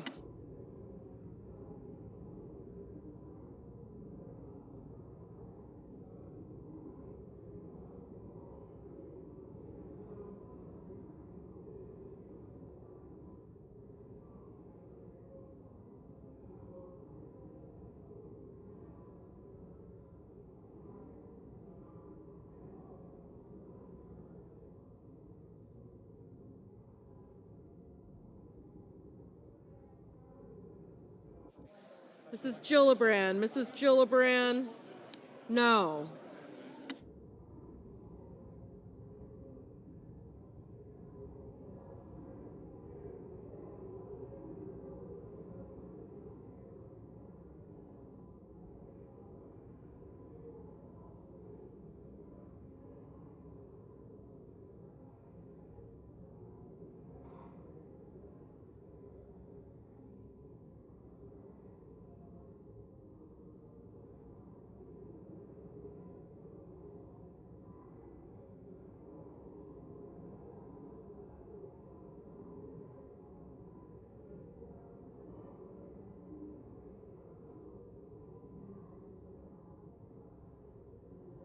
Ms. Ernst, aye.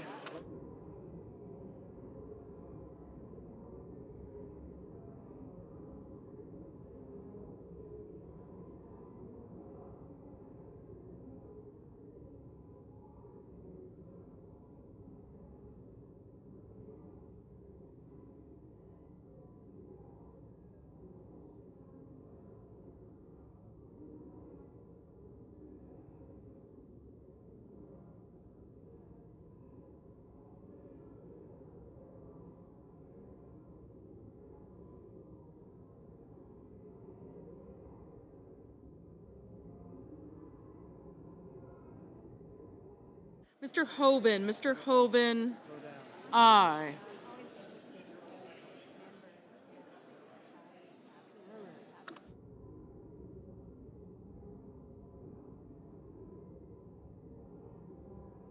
Mr. Barrasso, aye.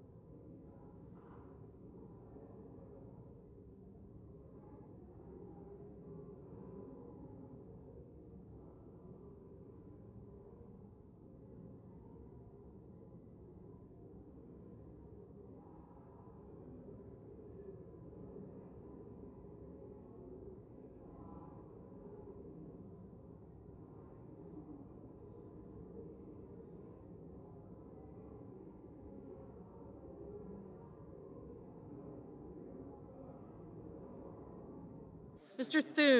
Thune, aye.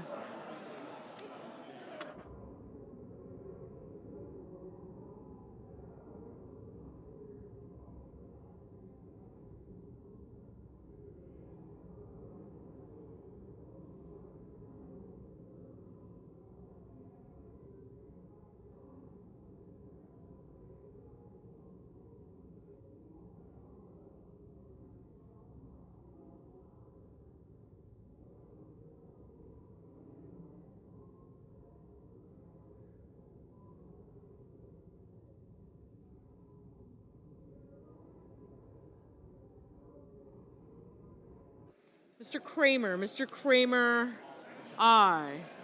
Mrs. Capito, aye.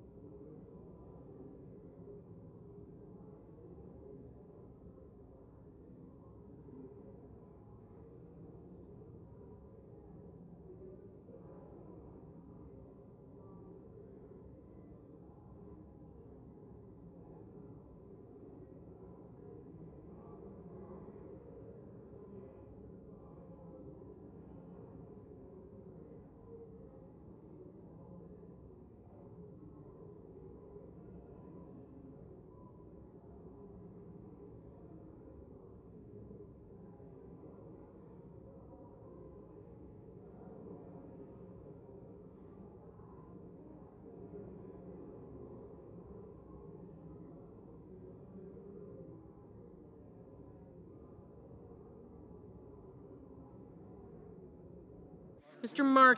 Markey, no.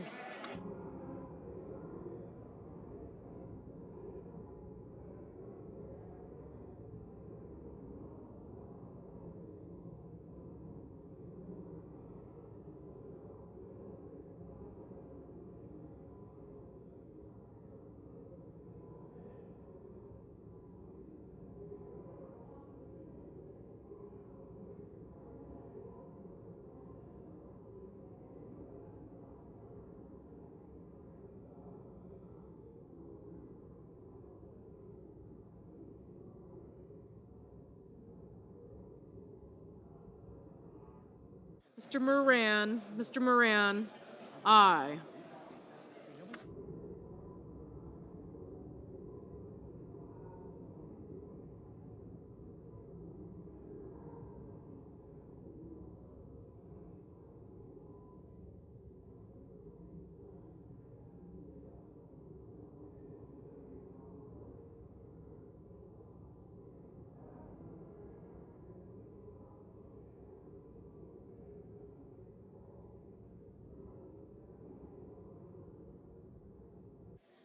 Ms. Alsobrooks, no.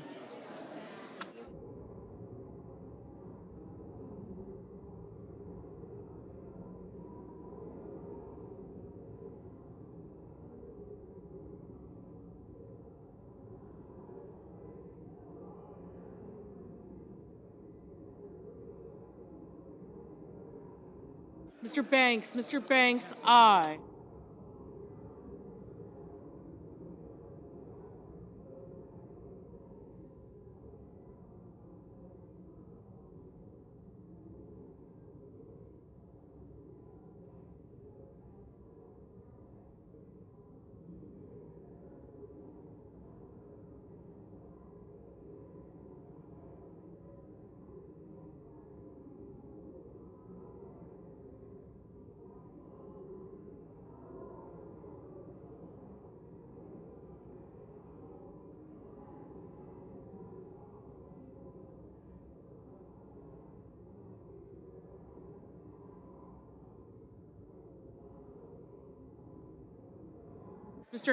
Mr. Haggerty, aye.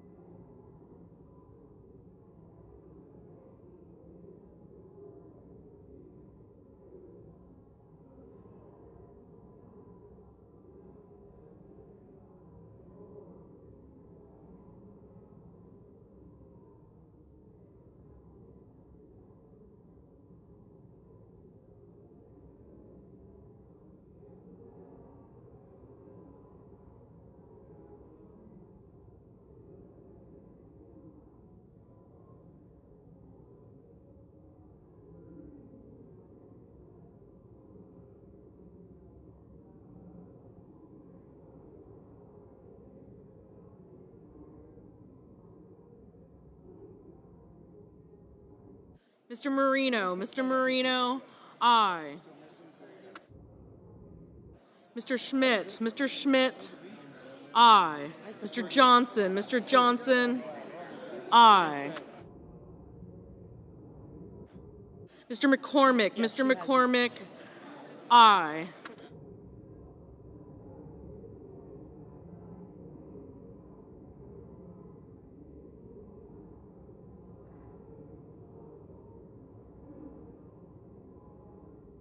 Mr. Marshall, aye. Ms. Lummis, aye.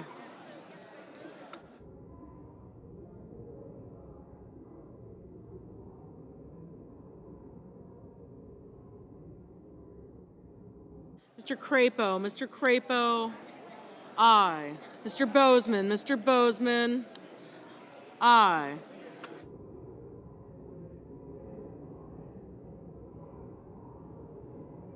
Mrs. Blackburn,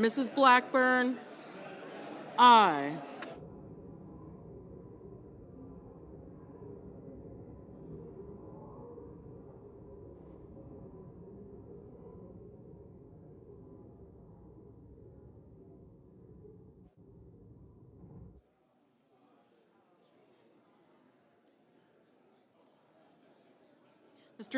Mr. Scott of Florida, aye. Mrs. Moody, aye.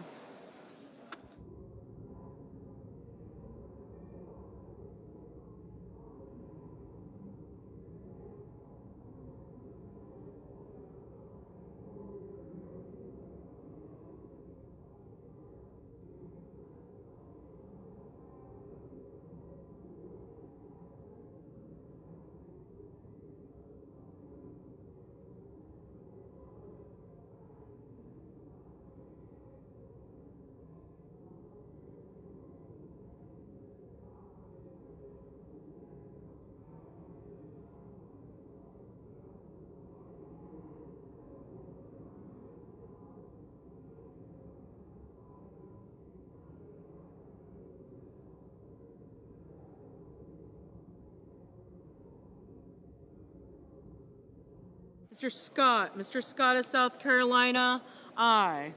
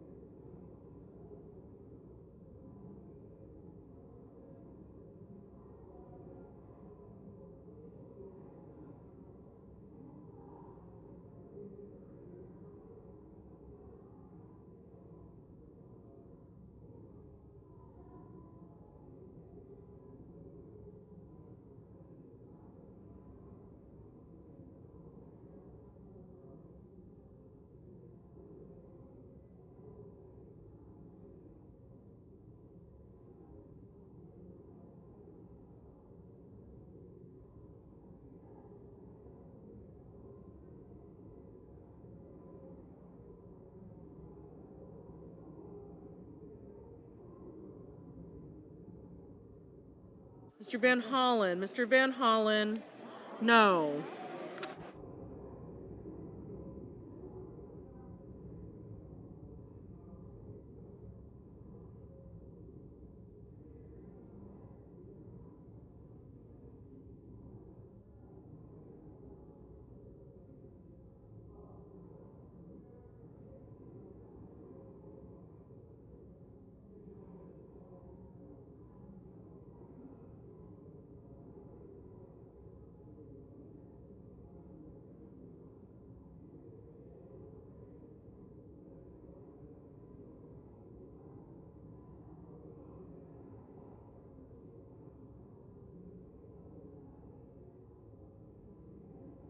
Mr. Justice, aye. Mr. Lee, aye.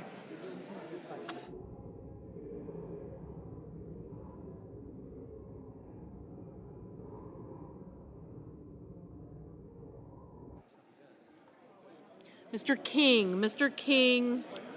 aye. Mrs. Shaheen, no.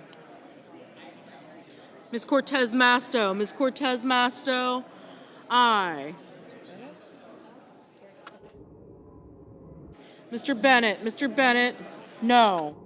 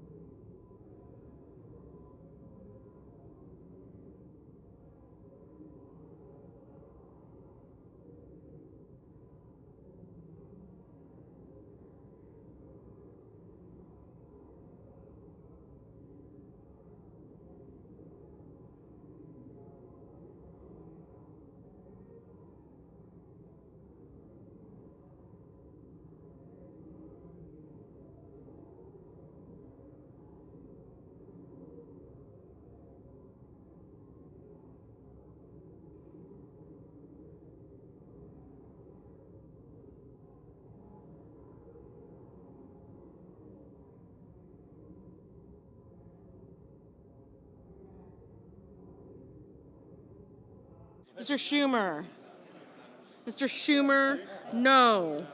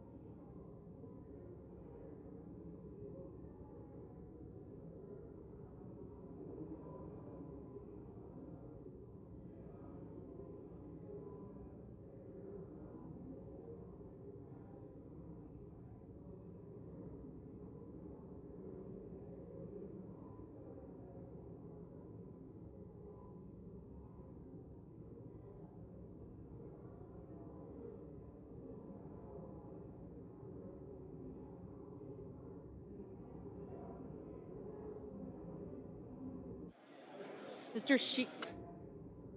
Sheehy, aye.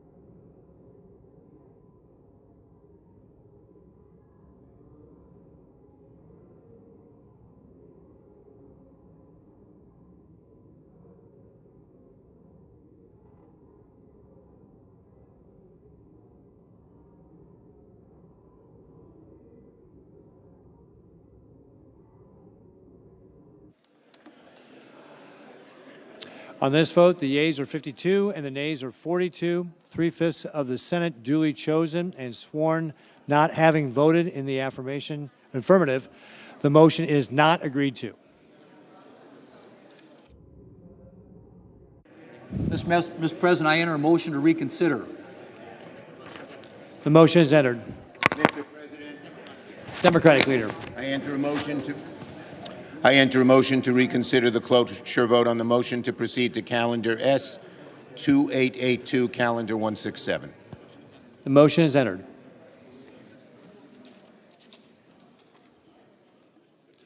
The clerk will report the motion to invoke cloture.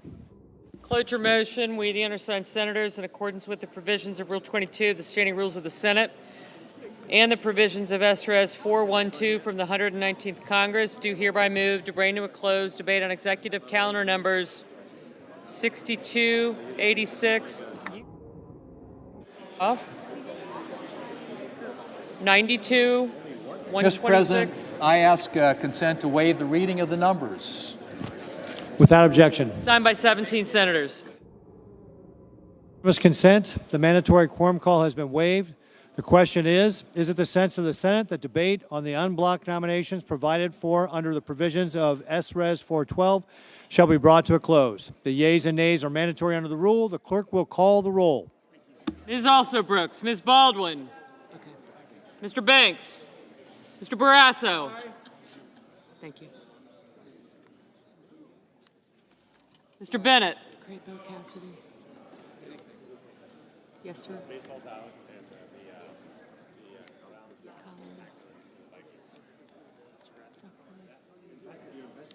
Senator Kane. Thank you. Ossoff, Kelly, Haggerty, gotcha. Warnock, Black.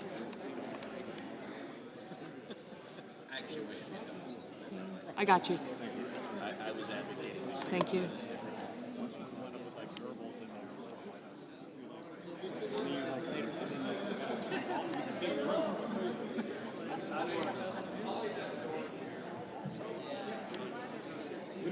Thank you. Who? Who? Thank you. I did get you. Thank you.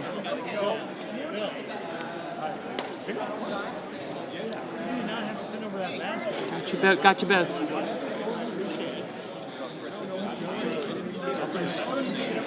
Got you both. I got you. Yep. Thank you. I got you.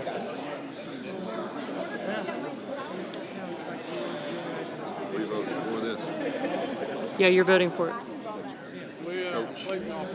Thank you. Mr. Houston. Okay. You're a no. You're a no. Thank you.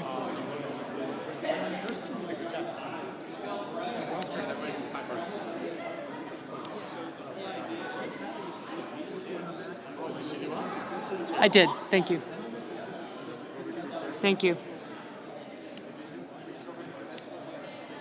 Thank you.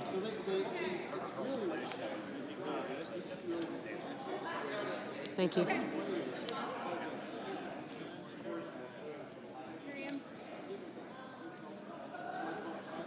Thank you. Mrs. Blackburn. Mr. Blumenthal. Ms. Blunt-Rochester. Mr. Booker. Mr. Bozeman. Mrs. Britt. Mr. Budd. Ms. Cantwell.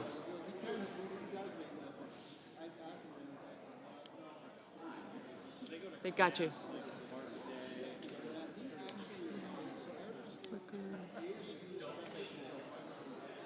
Got him. Got him.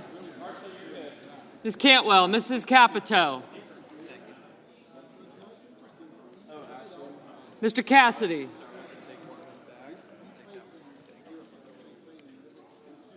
Ms. Collins, Mr. Coons, Mr. Cornyn, Ms. Cortez Masto, Mr. Cotton, Mr. Kramer. You can take off if you want. Yeah, you voted already? Mr. Crapo, Mr. Cruz, Mr. Curtis. You can work that out. Mr. Daines, Ms. Duckworth, Mr. Durbin, Ms. Ernst, Mr. Fetterman. Mrs. Fisher, Mr. Gallego, Mrs. Gillibrand, Mr. Graham, Mr. Grassley, Mr. Haggerty, Ms. Hassan, Mr. Hawley, Mr. Heinrich, Mr. Hickenlooper, Ms. Hirono. I didn't get you. Thank you. Mr. Hoven, Mr. Husted, Mrs. Hyde-Smith, Mr. Johnson, Mr. Justice, Mr. Kane, Mr. Kelly, Mr. Kennedy, Mr. Kim, Mr. King,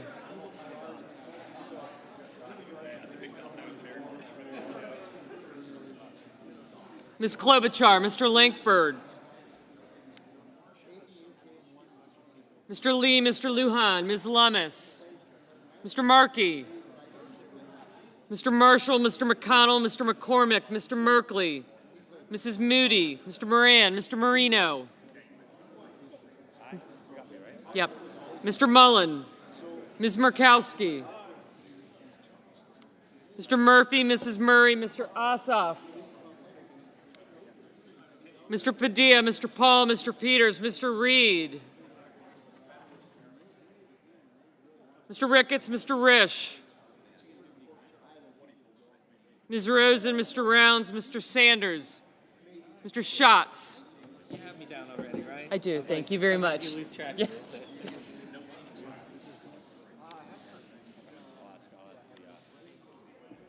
Mr. Schiff, Mr. Schmidt, Mr. Schumer, Mr. Scott of Florida, Mr. Scott of South Carolina, Mrs. Shaheen, Mr. Sheehy, Ms. Slotkin, Ms. Smith, Mr. Sullivan, Mr. Thune, Mr. Tillis, Mr. Tuberville, Mr. Van Hollen, Mr. Warner, Mr. Warnock, Ms. Warren, Mr. Welch, Mr. Whitehouse, Mr. Wicker, Mr. Wyden, Mr. Young,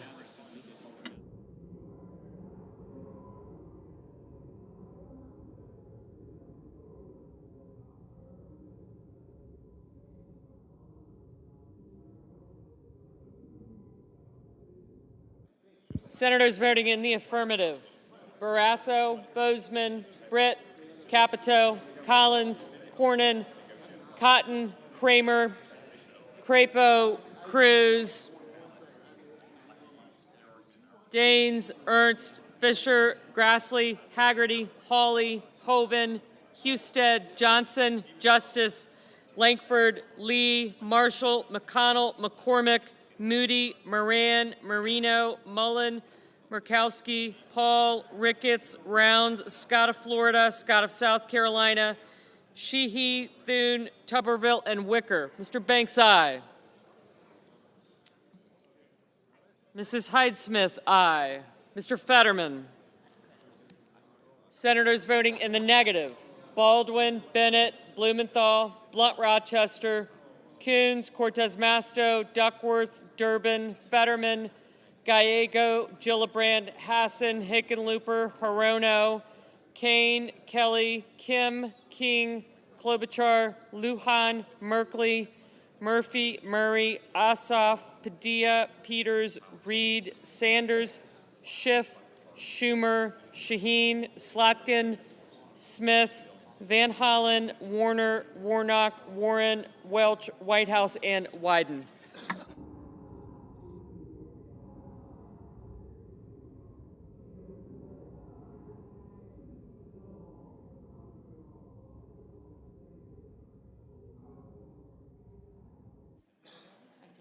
Mr. Cassidy, aye.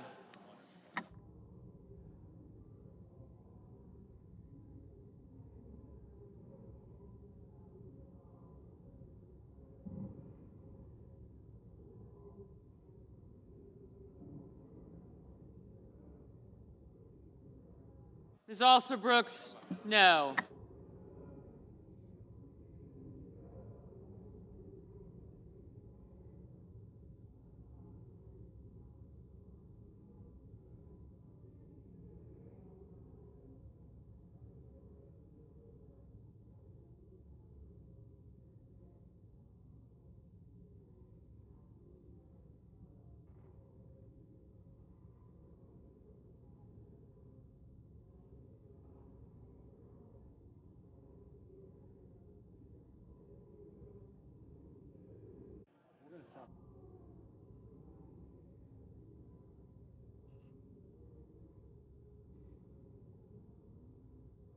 Mr. Young, aye.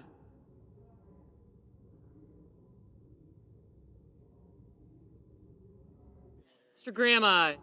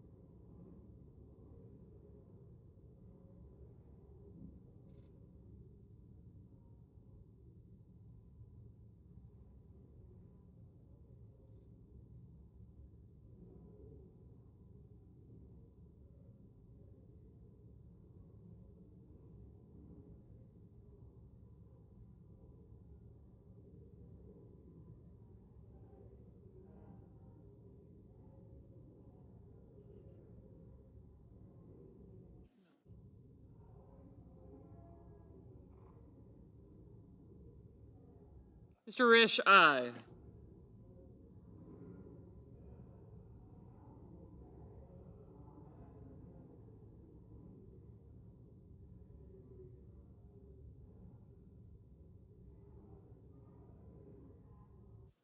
Mr. Schmidt, aye.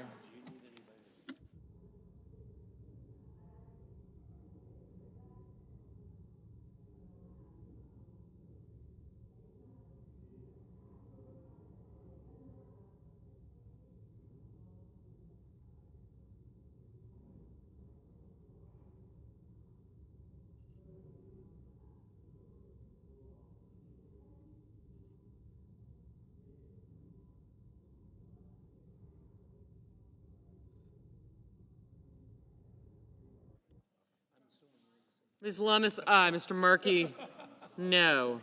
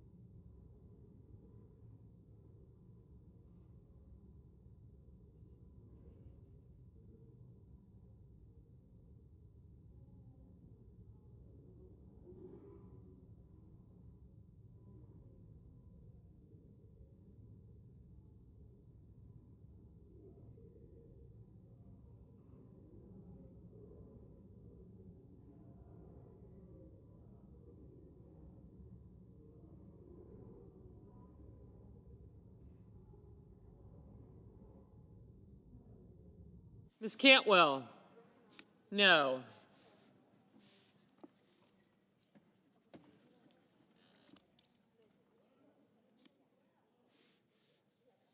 Mr. Budd, aye.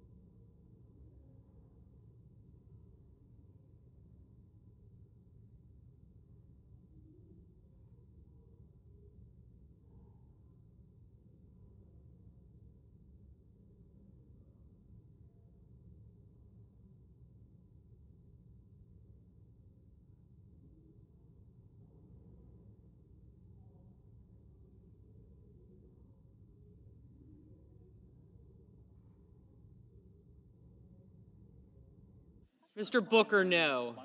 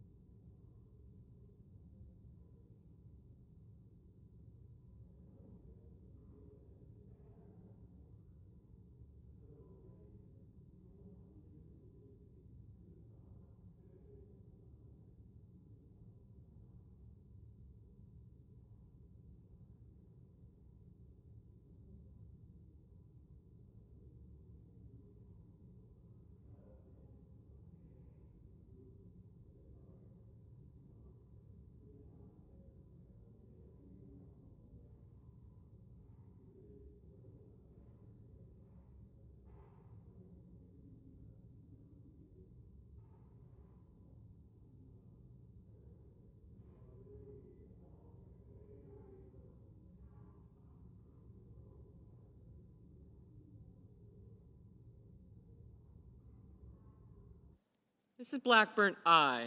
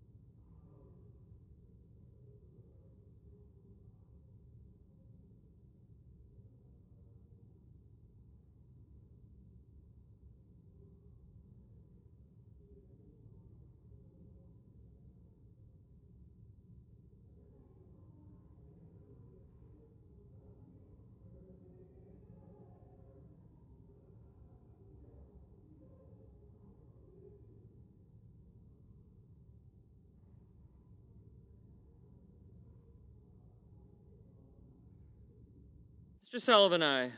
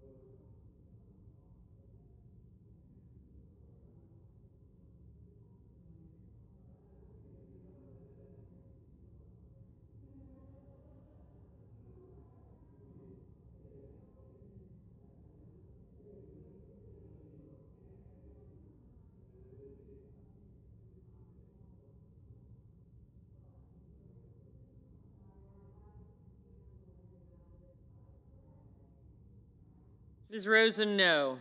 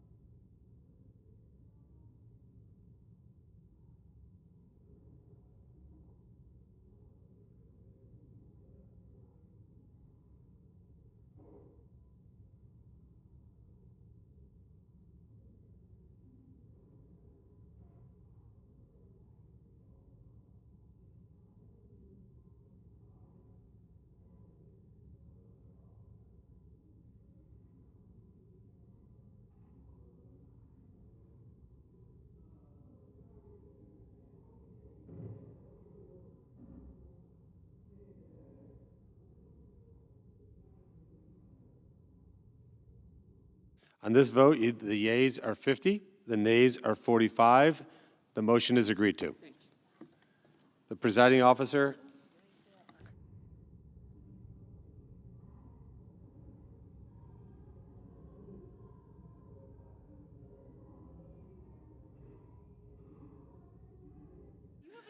Cloture having been invoked pursuant to the provisions of S. Res. 412, the nominations listed therein are pending en bloc.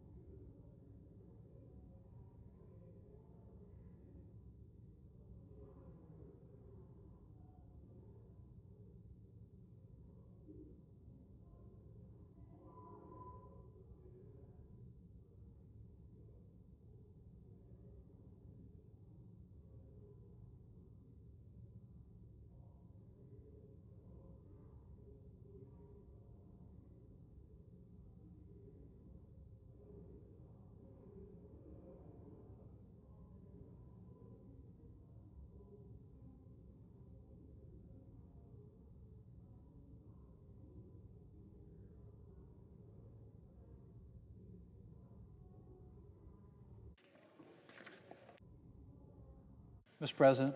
I recognize the Majority Leader. Thank you, Mr. President. Mr. President, I ask unanimous consent that the Senate resume legislative session and be in a period of morning business with senators permitted to speak therein for up to 10 minutes each. Without objection. Mr. President, I ask unanimous consent that the Committee on Judiciary be discharged from further consideration. The Senate now proceed to SRS 406. The clerk will report. SRS 406, designating September 30, 2025 as Impact Aid Recognition Day and so forth.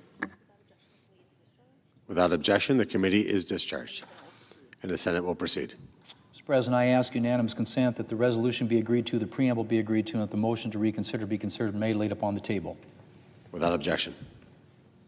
Mr. President, I ask unanimous consent that the Committee on Health, Education, Labor, and Pensions be discharged from further consideration. The Senate now proceed to SRS 422.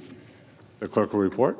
SRS 422, recognizing the seriousness of polycystic ovary syndrome and so forth. Without objection, the committee is discharged, and the Senate will proceed. Mr. President, I ask unanimous consent that the resolution be agreed to, the preamble be agreed to, and the motion to reconsider be considered and made laid upon the table. Without objection. And I ask unanimous consent that the Senate now proceed to the in-block consideration of the following resolutions, which are at the desk: SRS 432, SRS 433, SRS 434, SRS 435, SRS 436, and SRS 437. Without objection, the Senate will proceed en bloc. Mr. President, I ask unanimous consent the resolutions be agreed to, the preambles be agreed to, and the motion to reconsider be considered, made, and laid upon the table, all in block. Without objection. And I ask unanimous consent that when the Senate completes its business today, it stand adjourned until 10 a.m. on Tuesday, October the 7th, that following the prayer and pledge, the journal proceedings be approved today at the morning hour be deemed expired, the time for the two leaders be reserved for their use later in the day, morning business be closed, and Senate proceed to executive session and resume consideration in block nominations provided for under the provisions of SRS 412 post-closure. Further, that all time during recess, adjournment, leader remarks, and morning business count post-closure on the nominations. Finally, the Senate recess from 12:30 p.m. until 2:15 p.m. to allow for the weekly conference meetings. Without objection. Mr. President, if there's no further business to come before the Senate, I ask that it stand adjourned under the previous order. The Senate stands adjourned until 10 a.m. tomorrow.